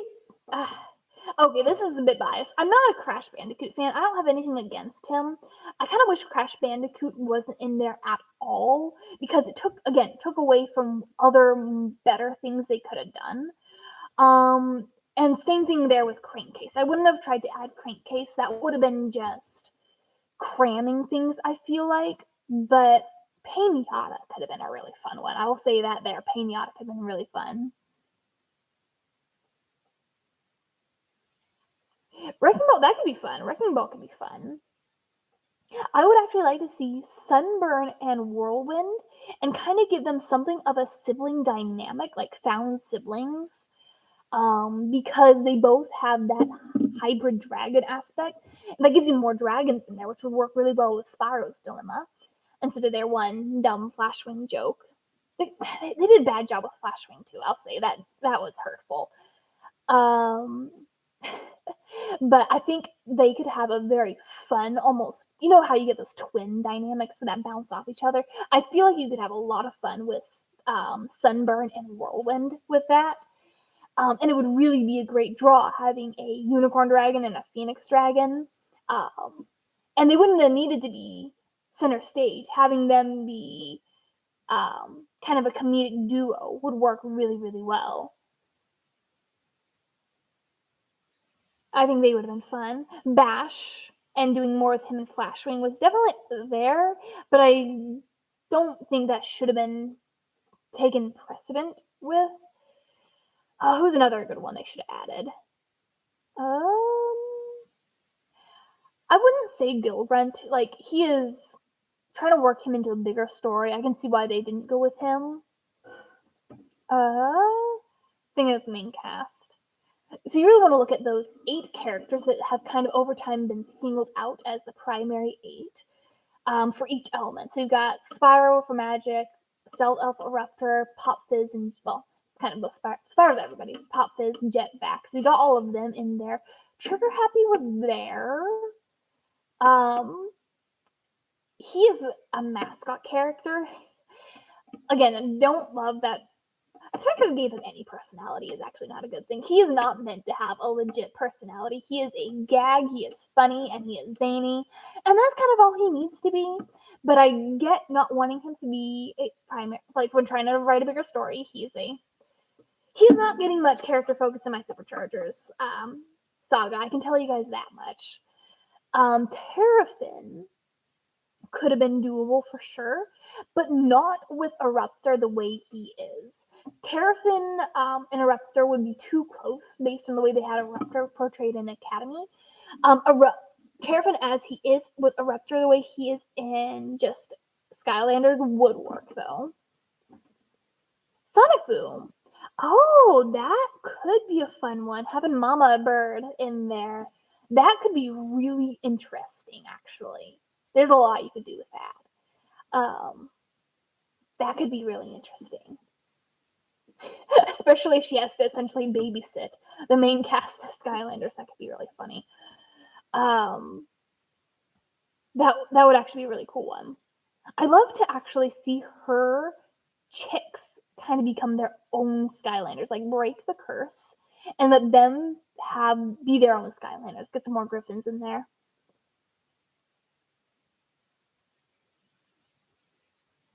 Yeah, that I could see that doing the Academy Bully. That I would not be entirely opposed to that with the way they have their Academy characters now. That could be okay. They'd have to actually spend more time, being cadets at the Academy, which heaven forbid the show called Skylanders Academy actually focus on Academy stuff and students. My word. Actually, spending a season with the characters all being cadets, or at least a few more episodes, might have been a good thing. That could have been the way to go, instead of jumping to graduation. And then kind of ignoring all of the other characters until you needed them for a very specific task.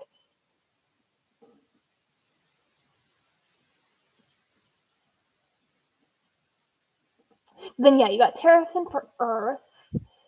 Roller Brawl has become the one for Undead for sure. And that is good. That is a good. I know there are a lot of Chop Chop fans who would disagree, but having her there, excellent for team dynamic, the second female character, and both of those things are huge pluses. And she's just so fun. She is so different from the rest of the characters and level-headed. So yeah, she would have been a great one. That's where I'd say fourth seasons. Bring her in more. Bring her in. Who am I missing? Gilgrunt. I think that's kind of it for the main 8 because we've already got 5 of them. Yeah, that kind of does it.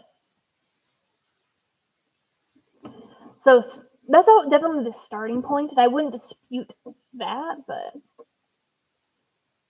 Well, it's awesome having you here, Soup Rising. Thank you for hanging out. You have a good night. Yeah, it's already been an hour and a half. And the detail work, again, slow. You have a good one. And keep a lookout on Twitter tomorrow, and you'll be able to see the finished Reef Ripper at some point. Thank you. Means a lot having people here to chat. Been a relatively quiet stream, but it's all good.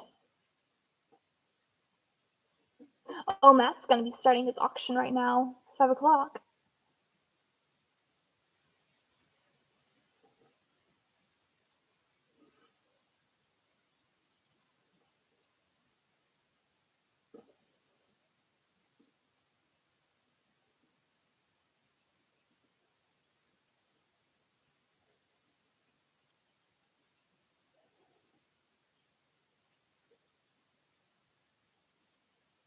I'll probably let the stream get to the 2-hour mark, and then I'll probably call it.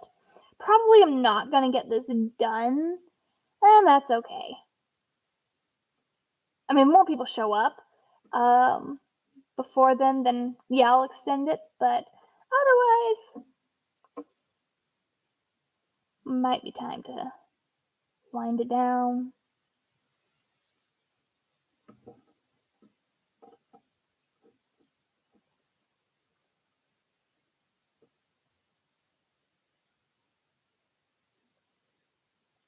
The glare is really bad, sadly. I'm not sure how to fix it, though. My lighting is not the best. That is something I have to improve as I go forward.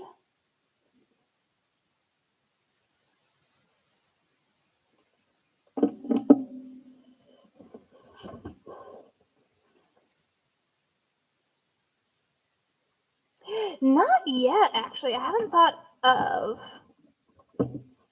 other than deep sea reef ripper, I haven't quite thought that far ahead. What are some of your thoughts, Knock?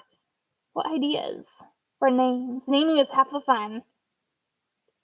Sometimes I think of the name first. Sometimes I wait till it's ended. I'm like, well, I'm not sure what to call it. Figure it out eventually before I post.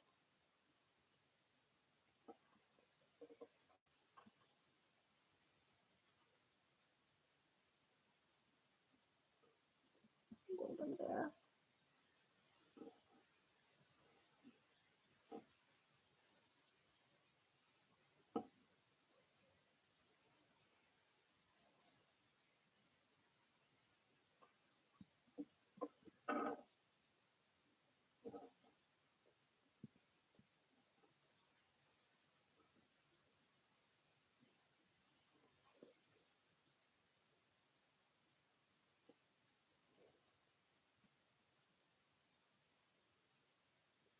Yeah, that's kind of like the deep sea is the inspiration for this for sure. The kind of bioluminescent look.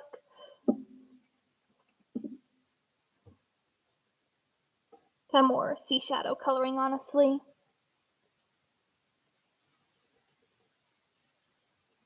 That's what happens when you let night follow the sign. She does have good taste.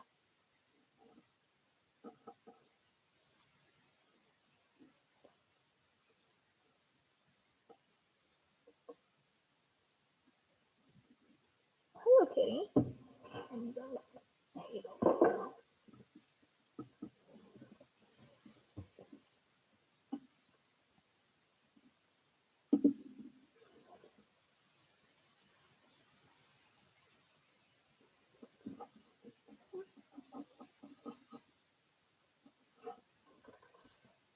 Probably just going to be deep sea reef ripper. So you don't want to overcomplicate the names. Kind of want them to make sense to people so that they can see the figure and the name and be like, oh yeah, those do fit together. Those make sense.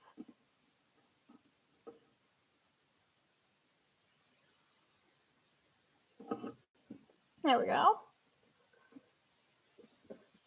Check something real fast.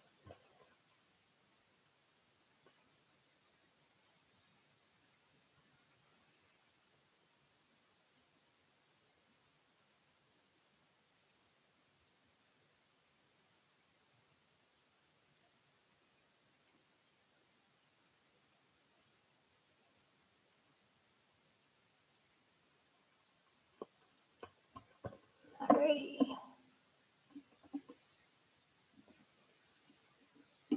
Yep, it does work. Oh, but with this being the Reef Ripper, doing a coral theme, getting some of those reds in there, that could be really fun. I'll definitely have to do a coral Reef Ripper. And of course, the supercharged Reef Ripper. Supercharging the vehicles is a lot of fun. And I really like the prongs that the supercharged Reef Ripper has. But that is a bit more delicate clay work right there. And so I'm going to hold off on doing clay work on stream, especially because I have to bake the clay before I paint it. But at some point, I will do that. Reef rippers aren't too expensive, so I have no problem customizing a bunch of them over time. This is just a fun color swap, essentially.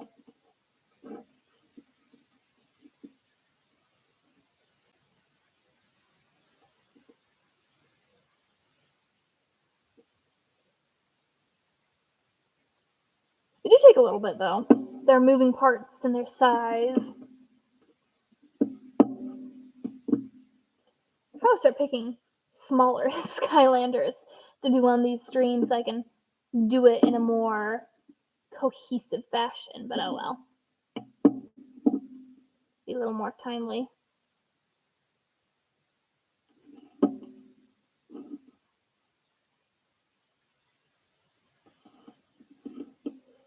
It's got a lot of facets on it because all of these golden parts are risen up off the figure. They have edges that I gotta get down to, and that is time consuming.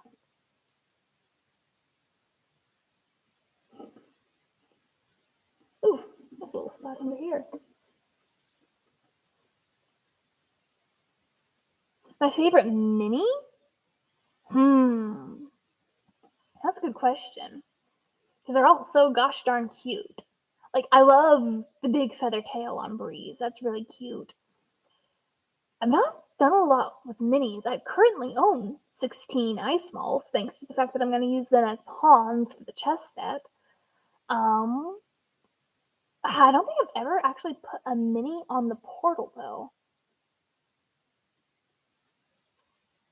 Whisper would be a default because she's a tiny stealth elf. But honestly, on her own, she isn't. I don't think she would be my favorite. I don't think Bop or Spry or Drobit. Thumpling is really cute. The tiny little whale, that's cute. Berkeley's, no. I have to see Terabyte in person, but he looks kind of cute. Petback with his giant eyes looks really cute, but I wouldn't call him a favorite. That's a good question. I'm not sure, Knock. I'm not sure who's my favorite mini. For now, I'll say Breeze, because I think that I love the giant feathery tail on her. I think she looks really cute overall. But there's... Like, Gil Runt is also really cute, the tiny little fish guy. Let's go over...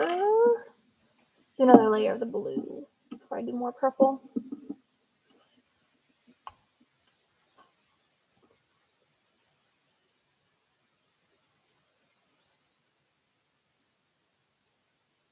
Yeah, Spry worked really well. Spry works really well. He's pretty cute. He might not be my favorite, but I do think they did a very good job with Spry. Spry and Bop both worked really, really well. Big ol' eyes, stubby little legs. That's the way to go. Trigger Snappy, I actually just got him. He will be a custom one, but he also looks really, really cute. Considering that Trigger Happy is such a simplistic gremlin in the first place. Kind of a feat there. Okay, let's see if this... So this first layer blue is way lighter than it's actually going to be. Let's see here how well this is gonna darken up now that I've got the second layer going. It's a little bit. A little bit. This. Might need a third layer for this too. Which might have been smarter to go with a matte early on and then come back over with metallic. I might need to do that. Oh, it doesn't look bad, but we'll see. I'll run with it. There's some of the dark coloration. There we go. See, much, much darker there.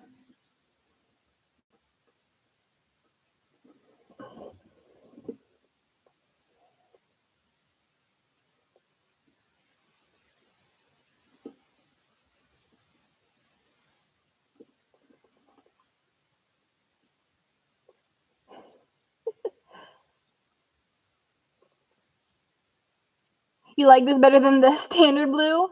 Oh, thanks. It's kind of the fun is trying to find fun, good alternatives. I like my alternatives to be as good or better than the original if possible. So that is definitely a good sign, Knock. Oh, I really do love the combination of the OG Reaper works really well. And it's a big thing with colors that you can have excellent colors but terrible combinations. And so it's what you pair a color with that really matters. Like the yellow here looks great on the original figure. On this one, it's not looking good at all. And so I'll be making those jet black. Probably do that sooner rather than later, so it starts to pull things together for the figure. The other side of the nose.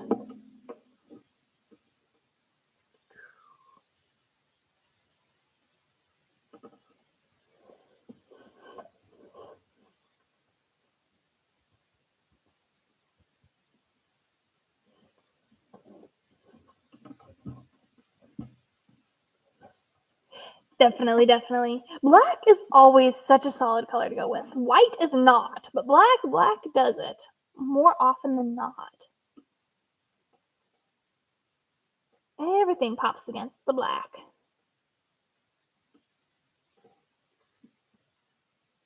And thankfully, it's a cooperative color too, so it's easy to put on.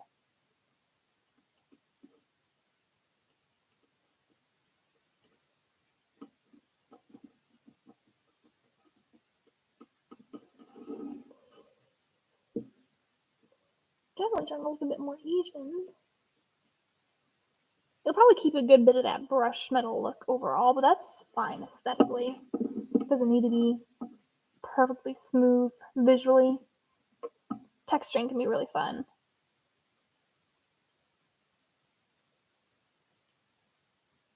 There we go. Put a little under there. Yeah, that's better there. It's really dark with the shadows. Turn on this light. It's going to get really bright here in a second. There we go. That might give you a bit of a better...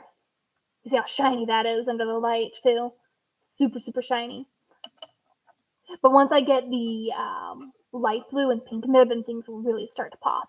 So it's a very dark base color. I'm going to get a big brush in. Cover a good swath on the side here. There we go. Oh yeah, that's much better.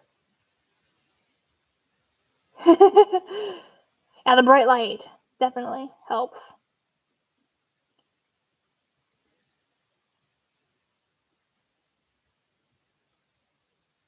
I'm glad you're here to see the transformation with me. I like people getting to see not just point A and point B, but all the fine points in between. Art is a journey. It's not a destination. That's what I tell people. Because a lot of times, people just want the finished product, but they get frustrated with the journey with it. And if you don't like the journey, it's not worth it. And I like people being able to see. They get to see how messy and clumsy it looks early on, but then they start to see how that starts to tighten up and starts to come to life and become what you actually want it to look like.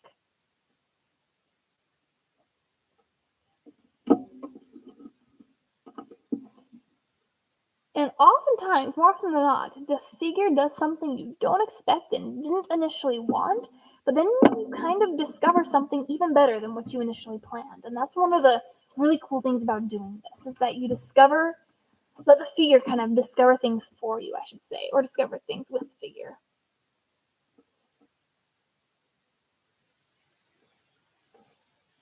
And by golly, for the future, this will make drawing the Reef Ripper so much easier, because I'll be much more familiar with all the little swirls and whirls on it. Don't touch that, I just touched it. Recover. That's the other tricky thing, you gotta not touch the wet parts till they're all dry. It's all dry up here though.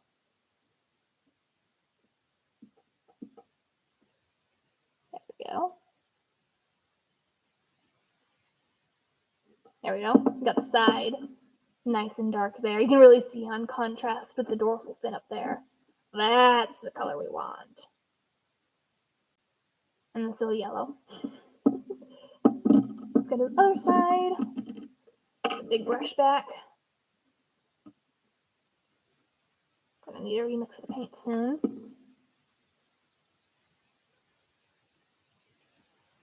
Around the edges.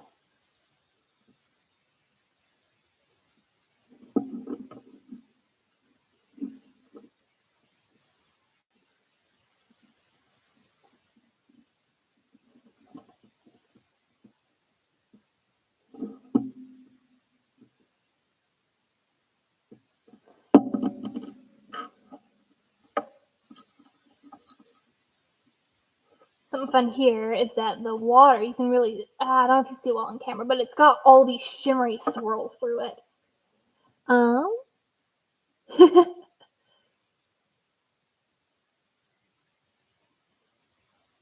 That's awesome, yes. That's awesome that you got art all through your family. I'm kind of actually, like, my dad is a natural artist, but he likes doing practical art, which is like tiling a bathroom kind of art. And he does it really well. But other than that, like, I have a brother who's got raw drawing ability, but they aren't very artsy people overall. It's kind of just me and my family. The fact that you got a whole artistic family is awesome. But yeah, letting the art take you where it wants to. That is definitely, you think more people would understand that, but they don't. They have a vision or a vague vision in their head of what they want.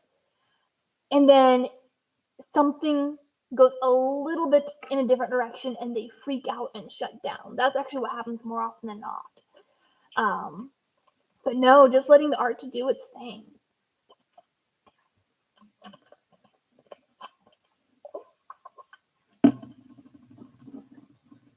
Cat first stuck in it and all. That's actually especially true. Like, painting here it's fairly predictable. There's definitely unexpected things that occur. It's fairly predictable overall. Clay gets a little more nuanced. And then painting and drawing especially. That's actually where it's a lot of just gotta roll with it, and eventually something happens and it's wonderful. But it's nerve-wracking for a while.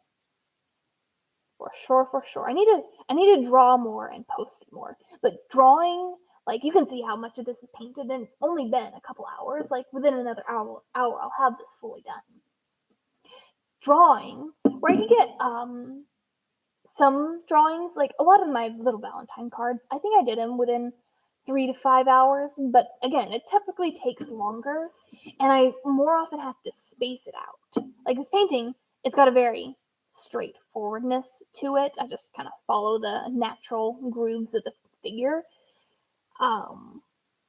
Drawing is more of you're building everything yourself. So it's different and I love it. I don't take the time to do it as often as I want to. Especially with as many of these as I can make.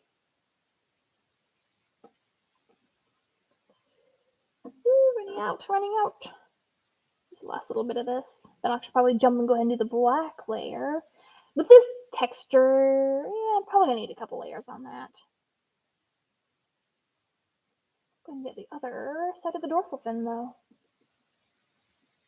Then I think as much as I'm going to be able to push this mix of paint. Yeah, no, I don't think I'm even going to get this top part done. No, it's not going to go that far. Gonna have to mix some more. A little bit. Actually, I might just barely come back through and get it a bit better.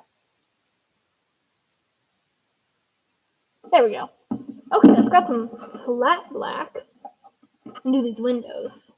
And the flat will be a good contrast against the shiny, I think.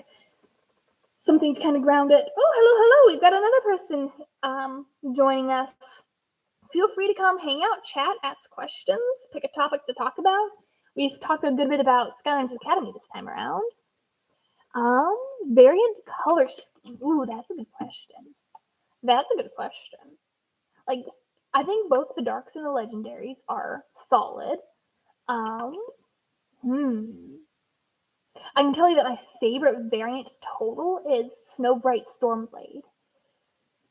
Oh, but the variant color schemes. I'm not a huge fan of any of the holiday ones, honestly. I don't think this, like, honestly, my favorite variants are typically the statuesque, solid metallic colors, like the bronze bone bash rollerball or the metallic washbuckler, even the patina high volt. I think those ones for variants are the ones I gravitate toward more. For in-game variant, I actually think I like legendary a little bit better than the dark. So I think that's where I'd lean. What about you, Nick Knock? What's your favorite?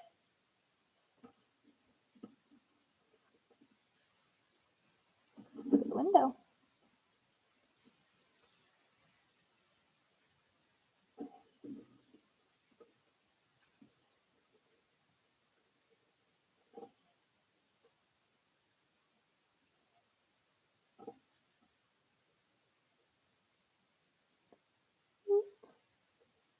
Oh, and they left us so well. We do have people popping in and out, and anybody who wants can go back and look. But yeah, there we go. Nice dark window. It looks dark on camera already, but in person it's still pretty neon. Turn that away for a minute.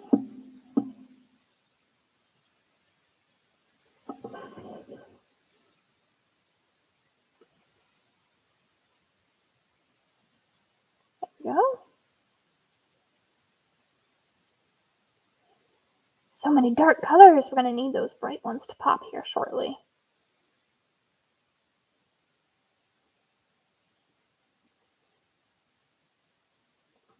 There we go. Dark windshield now.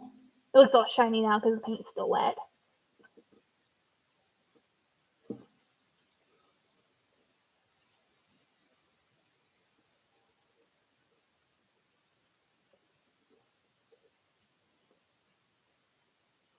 Like on all that, and then also the little tail tip here. You like the holiday ones? The holidays are definitely fun. Just aesthetically, they don't appeal to me as much. Like, I love Halloween and Easter. I love both of those holidays. And I think, I don't know, something with the coloring, just like with the hard-boiled Flare Wolf or Excited Thrill, it just doesn't quite do it for me. Not quite. I think it's too much pastel without anything to balance it out. And then Halloween is just so obviously Halloween.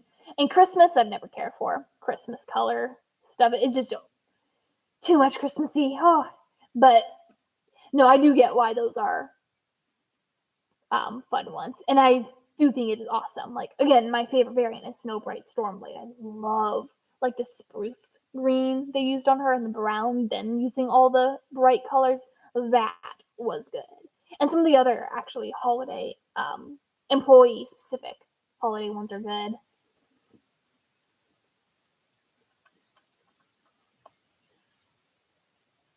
You know what? I actually like some of the Valentine's ones. The Valentine ones I actually like. It's weird because I'm actually not a big Valentine's person. I say that as I've made dumb little Valentine cards, but those were for a joke. I do like the Valentine ones, like the Love Potion Pop Fizz, and then yes, the Heartbreaker Buckshot, who never actually released. But I've not seen a single Are those really the only two Valentine ones though? Those might actually be it. Let me know. Are there any other ones? 2 hours late? Oh, you're still welcome in Retro Death. I can go for a while longer. I've still got lots of painting to do. Welcome, welcome. We're just talking Skylander variants. What are some variants you like? So I remix my blue and my black metallics. Drop that. I feel like a chemist or potion master over here.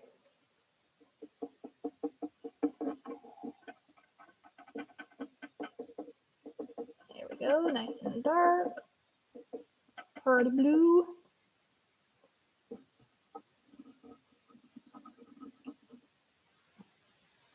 I could probably go another till the I could probably just go till the refrip was done, honestly.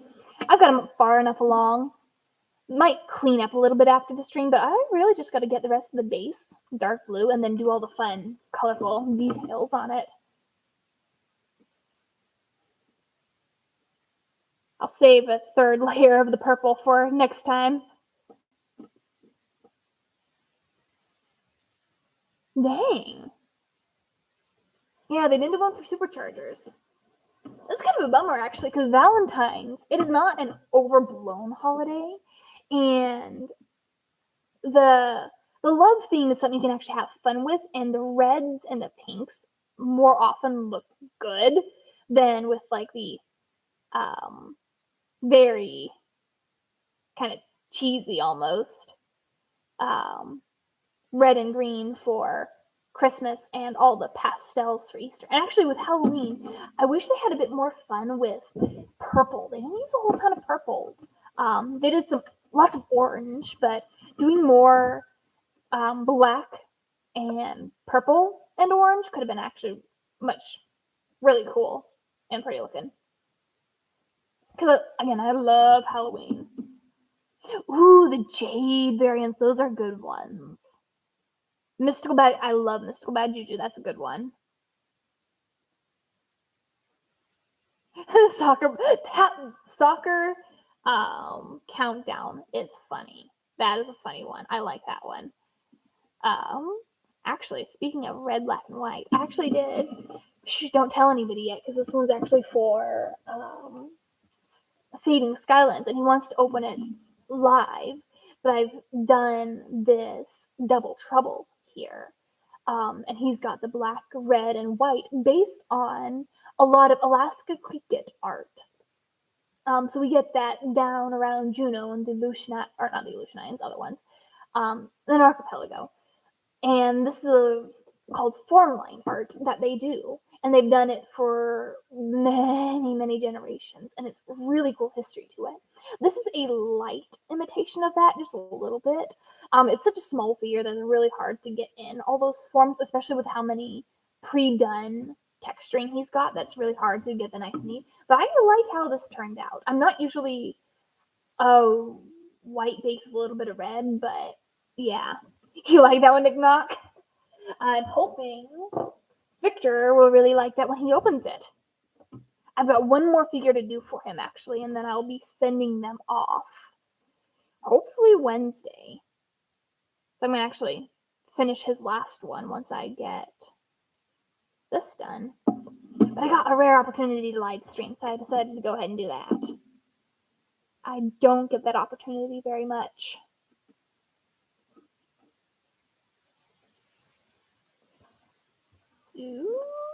Other pin, right down here.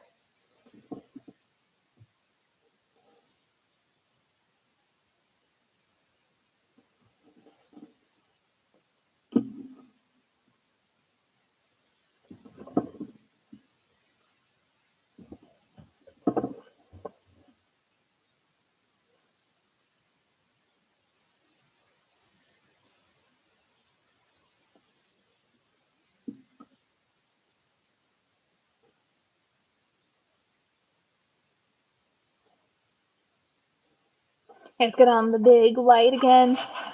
Ready your eyes. There we go. That's looking cool now.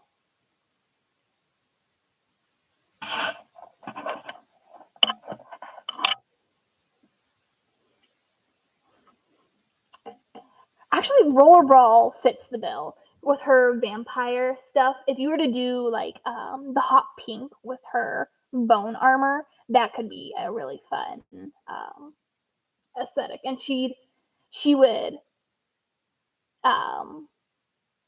she'd be a great fit for that, because her kind of the whole joke with her and Chaos is that vampires are kind of cursed to have this dramatic love story, and that just does not fit her character-wise. Like, she is a very fun-loving person, but she is not, like, she's okay with having a relationship and a romance, but the whole relationship drama, she is so above that. She is too smart for it.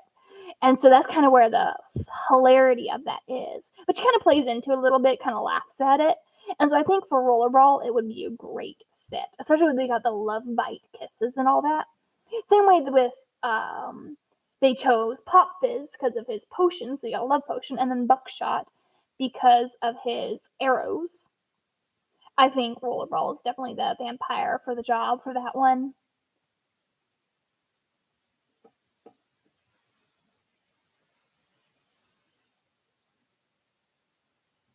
Splat could work well too.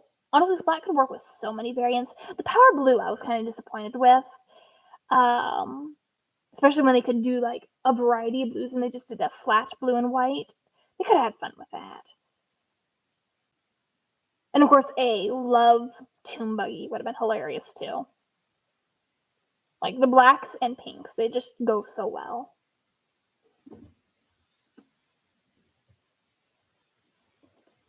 Who do you think you'd choose, Nick Knock, for a trap team? Because I've not been as big on trap teams. Who do you think would be a good Valentine variant for that?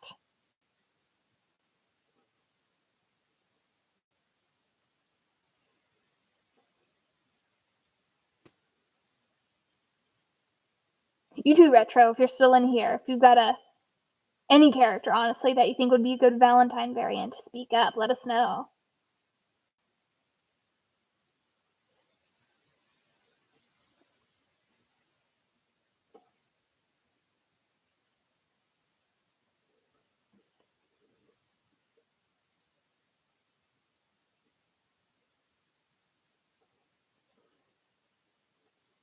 The Eons Elites or the Neons Elites. That's funny, autocorrect. Yeah, the Eons Elites are really pretty. The only one you got, I currently only have Stealth Elf as her Eons Elite. And I don't have the casing, I just got the loose figure. Trying to store the casings is a bit of a pain, so I'm not trying to do that. But yeah, the Eons Elite, those were a really cool thing for them to do. Bringing back the old characters, but shiny! And I'm all for the shiny, if you can't tell already. No, I agree. The Eons Elites are excellent. Excellent ones. I guess I didn't really think of them as variants, but I guess they technically are. Kind of have their own class. We needed an Eons Elite Rollerball, so I made her.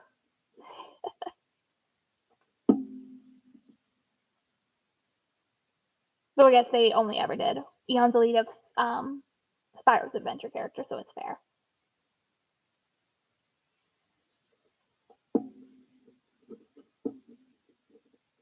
Hex? Oh, Hex could have been fun.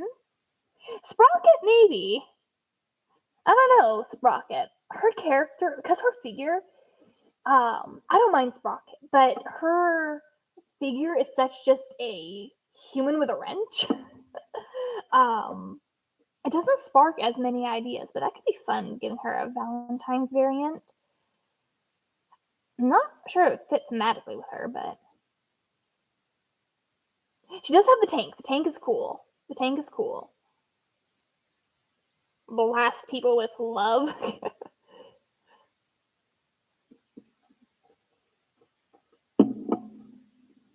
I actually do have recently get her. I did recently get a Sprocket with a tank, I think. Maybe it was a different one. Anyway, I wouldn't mind painting that. That could be fun. Alright, I'm going to get some touch-ups of the purples in here, but otherwise, I actually think it's time to move on to a brand new color. AKA something that isn't quite so dark that you can barely see anything on this thing. And let's get a little bit of the purple down under here. Fix up this little whoops I made. Touch up over around here.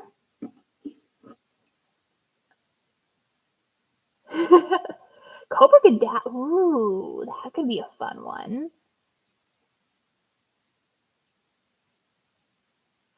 Shortcut could be a very hilarious one. Junebug. That's one I want to do. A love bug. I wouldn't go with the top hat. I don't think. But that is actually something I have considered doing. I have a couple Dune bugs now to paint. And Little Love Bug Dune Bug. That is probably going to be one I have to do. Doing the shiny, color shifting reds. Oh, that's too good of an opportunity to pass up. So yes, I'll probably at some point do a Love Bug, Dune Bug. I have to kind of plan some holiday variants, probably. Halloween is probably the next big one to come up. You know, we never got any Thanksgiving variants. That could be fun. They did officially do that. Okay, I was wondering about that. I was wondering. So if they did do Dunebug, then I'm not gonna do it because in that case, I don't want my customs to be confused with an actual Chase variant. You never got Dunebug. Oh, that's a bummer. He's a really pretty figure. Really pretty figure. But yeah, I get not having all the figures. I don't want all the figures. There's just too many, and I need a disservice to them, honestly, if I had all of them, I think. But Doombug, he's a gorgeous figure. I'll come up with some fun things to paint him. There's so many fun, shiny beetle designs I could do. Do a ladybug Doombug. That could be fun. Give him a ladybug look. Kind of silly.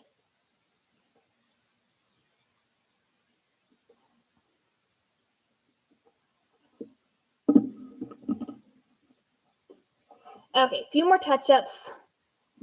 Keep seeing little bits of gold here that need to be fixed. Actually, down under the rim. That can wait. But over here around the window needs a good extra bit of purple.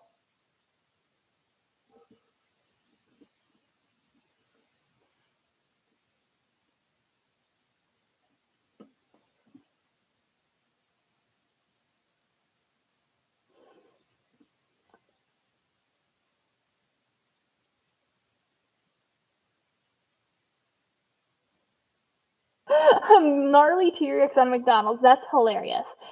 I'd love to see that. Did you ever post a picture of that? That's awesome. That is awesome. I've never considered painting the McDonald's toys. Probably won't. Got a T-Rex over there somewhere to paint. I'm gonna do a Sakura on him. I think do a fun white bark.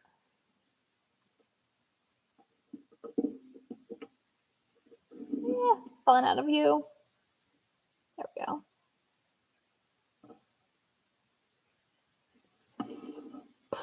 I think look at this last window a little bit better. And then I think I'm gonna go ahead and switch over. I'll come back myself and get all the little nooks and crannies that I keep seeing that need a little bit of extra purple.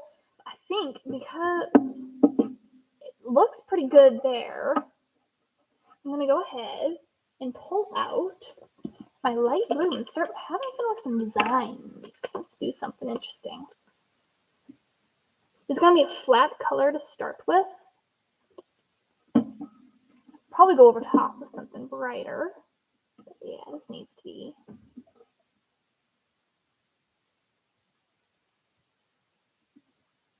Okay, I think I am gonna need the pink for this one. Yeah, I like that. There we go.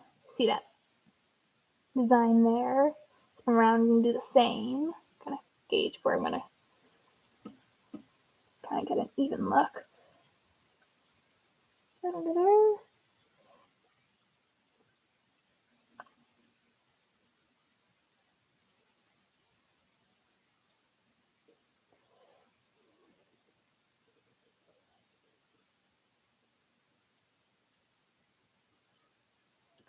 Yep.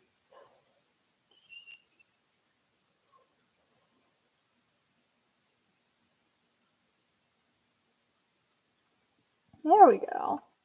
That's getting some visual effects there. I like the Supercharger soundtrack. My favorite song is actually one I don't even know where it plays in the game, and it's called Fraser's Treehouse. I love that one. Water Drop Way is a solid classic. I like the Cloud Kingdom's little tune. That's fun. And I like Swap Force music a lot too. I need to listen to the OSTs of Trap Team and Giants more. And then Imaginator doesn't count. So, there you go.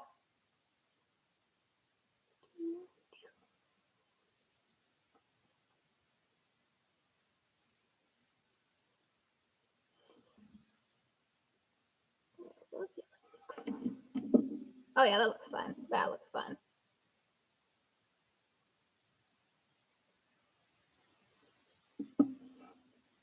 You like the Giants OST? Okay, I probably gotta listen to that some more.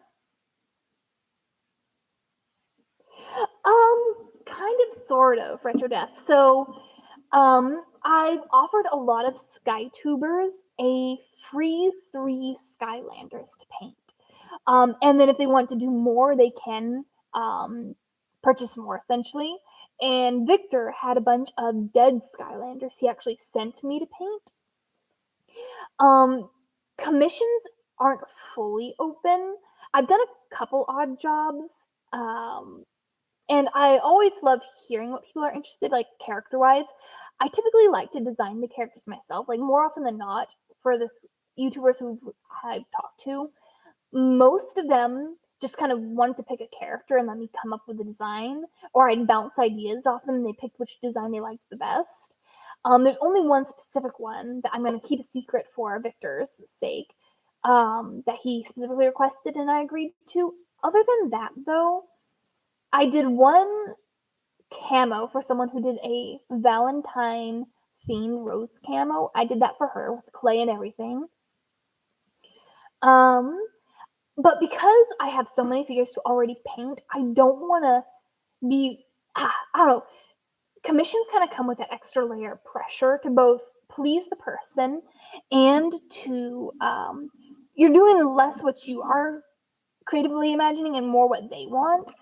And so I like the freedom of just doing commissions and then selling, or not commissions, but doing customs and then selling them as they are with all of these rescue figures. And that's why I've got the auction coming up on Whatnot with SCL Matt. Oh, that's not quite even that well. Which will be on the 30th. And you can purchase a bunch of these. With more gray rock skin mossy top. Yes, on the 30th, there is an auction on Whatnot. I've already sent a host of figures to SCL Matt. I'll actually be sending a couple more. Frankly, I could honestly send this one here too. And he will be selling them, and we'll be splitting the profit there. I'm not trying to make a profit. I'm just trying to cover my costs, frankly. And so yes, that will be happening. And that is my preferred way to sell customs. Trying to do a bunch of commissions is not something I'm ready to do just yet. Maybe in time I will open up to that a bit more, but for now, I think I'm pretty content with kind of doing my own thing. People seem to really enjoy it anyway. And then having that option in the future and getting to sell what I make, just kind of as it is. Do a bit more zigzag here.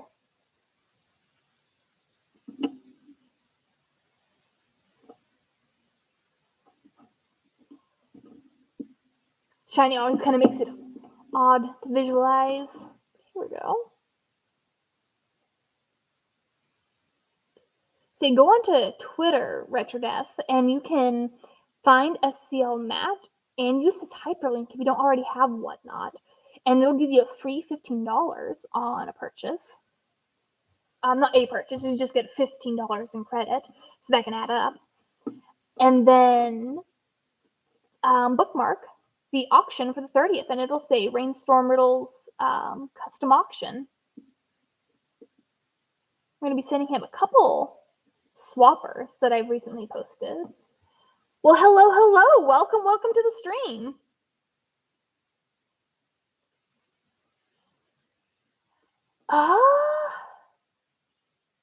I know he ships to some places in the UK and not others. So that's really a question you want to ask Matt himself. Because I can't answer that. And frankly, that's part of the reason I'm doing it through Matt is because I don't have the ability to ship out of country the way he does. And so his reach is a lot farther than mine. I don't know how far that reach is, though. So you'll have to ask him, McNock. France? Oh, that's really cool. Alaska. I'm pretty far away from that. Yeah, no, I know he has his regular website on there, And honestly, I don't know with Whatnot. Ask Matt. I'm pretty sure you can still do Whatnot no matter where you're at, but the shipping will calculate how much it costs. And so shipping can be really high if you're not in America.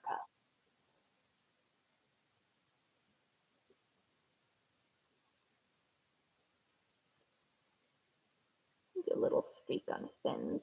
Yeah, it's fun. There we go. See the little streak down there?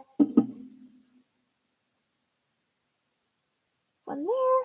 Get the underside too. I'm gonna leave the underside out actually. The dorsal fin though, gotta do some fun there. Let's see.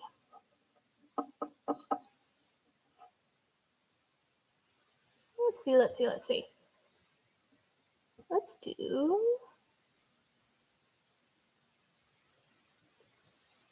here.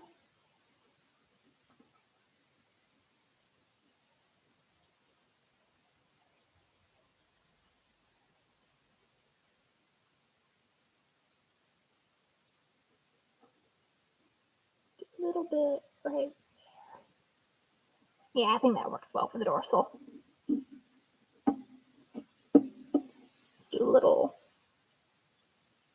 bit right there. Oops. Sorry about that. Some of the dark stuff.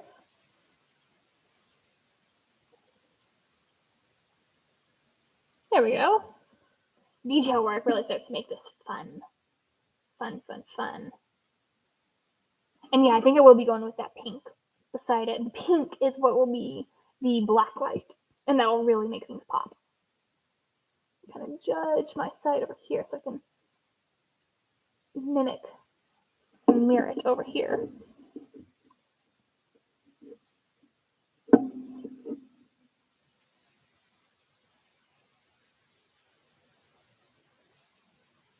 You love the colors together? I'm so glad, Retro. I'm glad you like it. That is always the goal, come up with something people like. I just love playing with colors. In general, colors are so fun to me.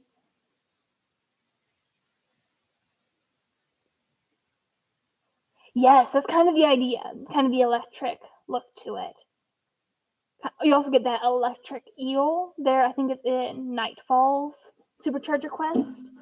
Definitely going for the same vibe. I'm just going to band it across over here. Get these little electric. And then they sometimes kind of hide with the metallic, but other times they contrast and just pop.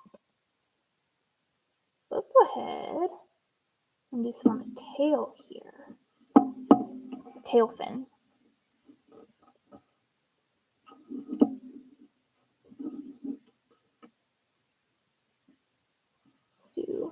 I'm gonna go simpler on the tail. Let's get a little clump in this. I gotta wash it out.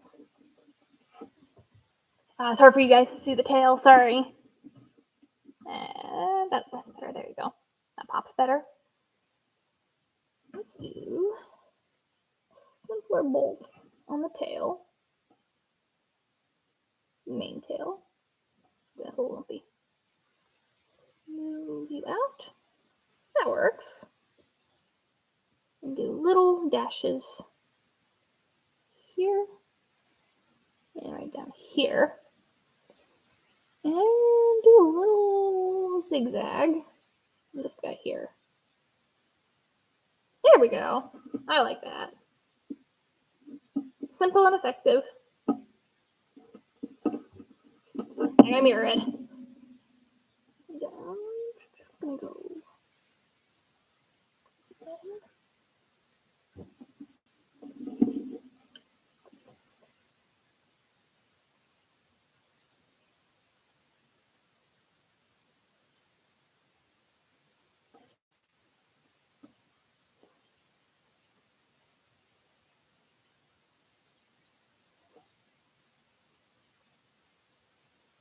Go.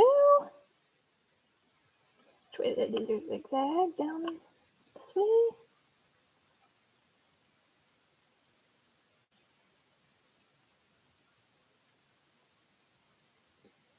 All right, there we go for the light blue. I think I'm going to stop the light blue. I'll go over and definitely touch up. Like there's some thin patches and I'll make it all much more even. But But before I do that, what I'm going to do is I'm going to parallel it with, where is it? That's actually glow in the dark there. But, oh, it's a bit of a thicker paint, so let's see if I can get it to cooperate nicely for me. So this here is a black light. So it says fluorescent glow. It is black light. It is not gonna just glow on its own. And boy, are you a thick one. Okay, let's see here. Let's get down under there, get a good bit of the softer stuff. Ooh. There we go. A little bit here there.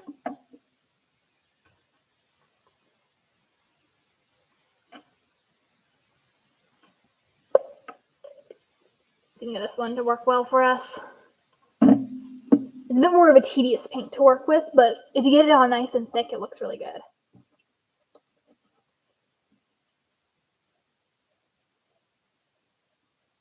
Go top side on this, I think. So we're gonna do.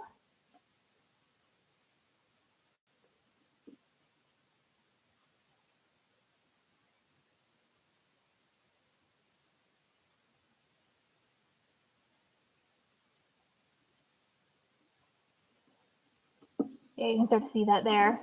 That'll make these streaks pop just a little bit more. And then, under a black light, the pink on its own will glow.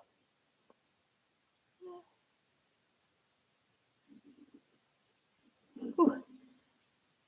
It's a very uncooperative pink, though.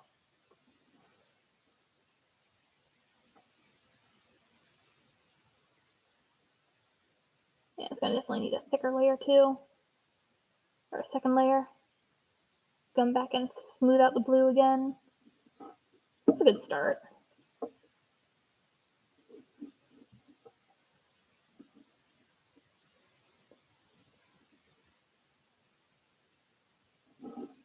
There we go.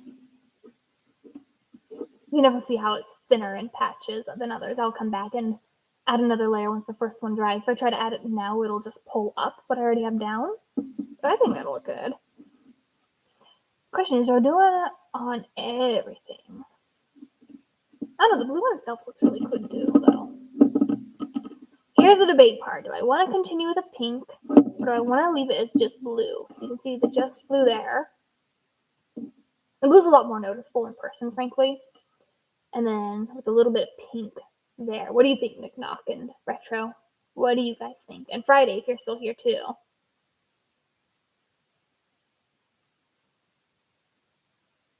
Pink or no pink?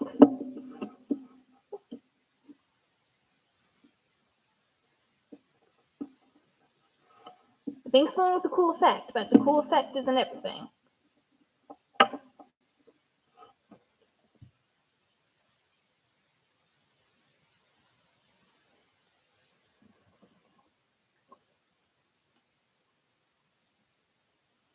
I'm actually leaning away from it, personally. If the blue was more of a navy blue, it's kind of got a different coloration to it. And the pink would have worked really well with a super, yeah, let's see if I got it down in here. I don't think I have a good example color. Oh, here we go. Like, if the blue was more this really dark blue, I think the pink would have worked. The blue I have right now has too much natural green to it. And I think that's what is throwing off the pink and doesn't quite make it work. So I'm going to actually come over top of it.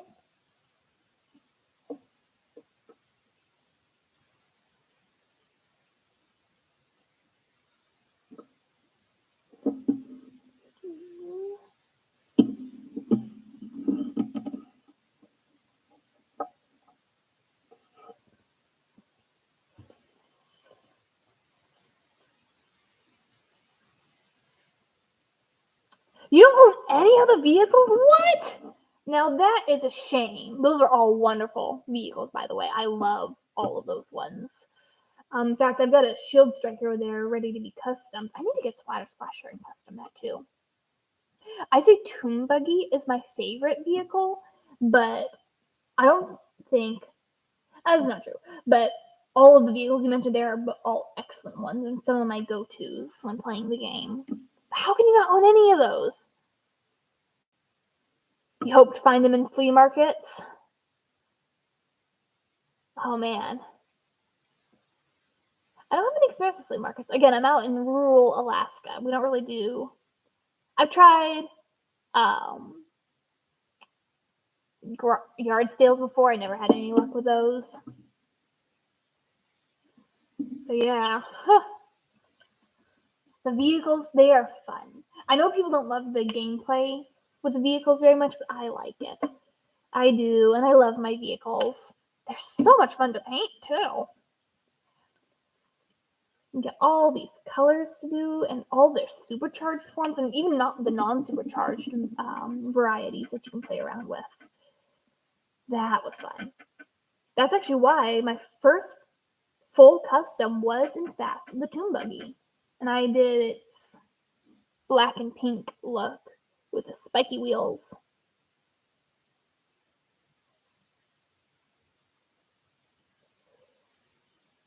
So we're attracting the pink.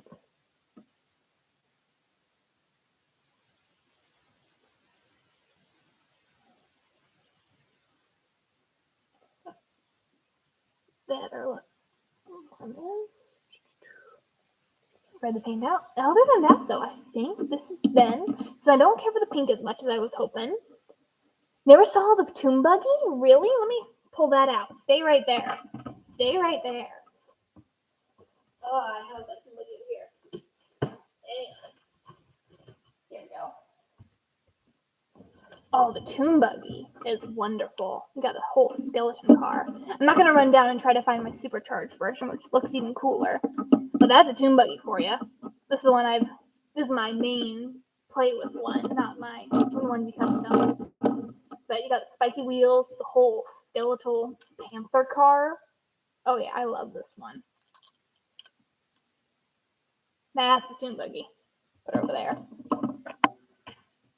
Built from the bones of a grave panther. I think that's such a cool origin story for it. Alright, it's for a reef ripper here though. I think I've got my blackest fillets. I'm going to go ahead and add another layer to the windows.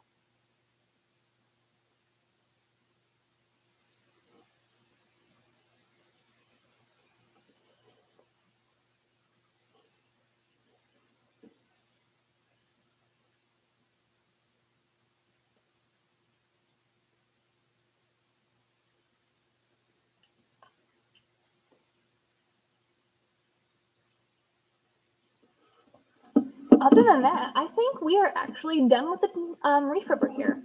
I'm kind of satisfied with how we've got with this deep sea look. I never got too many bright colors in there, but I think it works. I think the blue pops really nicely on its own with that darker metallic. So I'll go back on my own and touch up a lot of the detail work, but I need to hold it a lot closer to my face to do a good job with that. So yeah, thank you all for hanging out. I'll give you guys a few minutes if anything else you want to ask or say, because I don't have to go anywhere right away. But I think we are just about done. Here, let me turn this thing on its side. Thank you, thank you. There we go. I'm going to turn on the bright light real fast. Get that shiny look. There we go. See that real shininess to it. I have to send that one to Matt in time for the auction.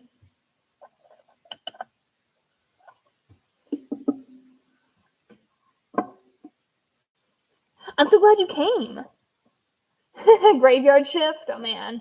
I guess that would be, yeah. Well, you have a good one. I'm going to go end it off. Bye Retro, bye Nick Knock. Thank you guys so much for hanging out with me. See you next time.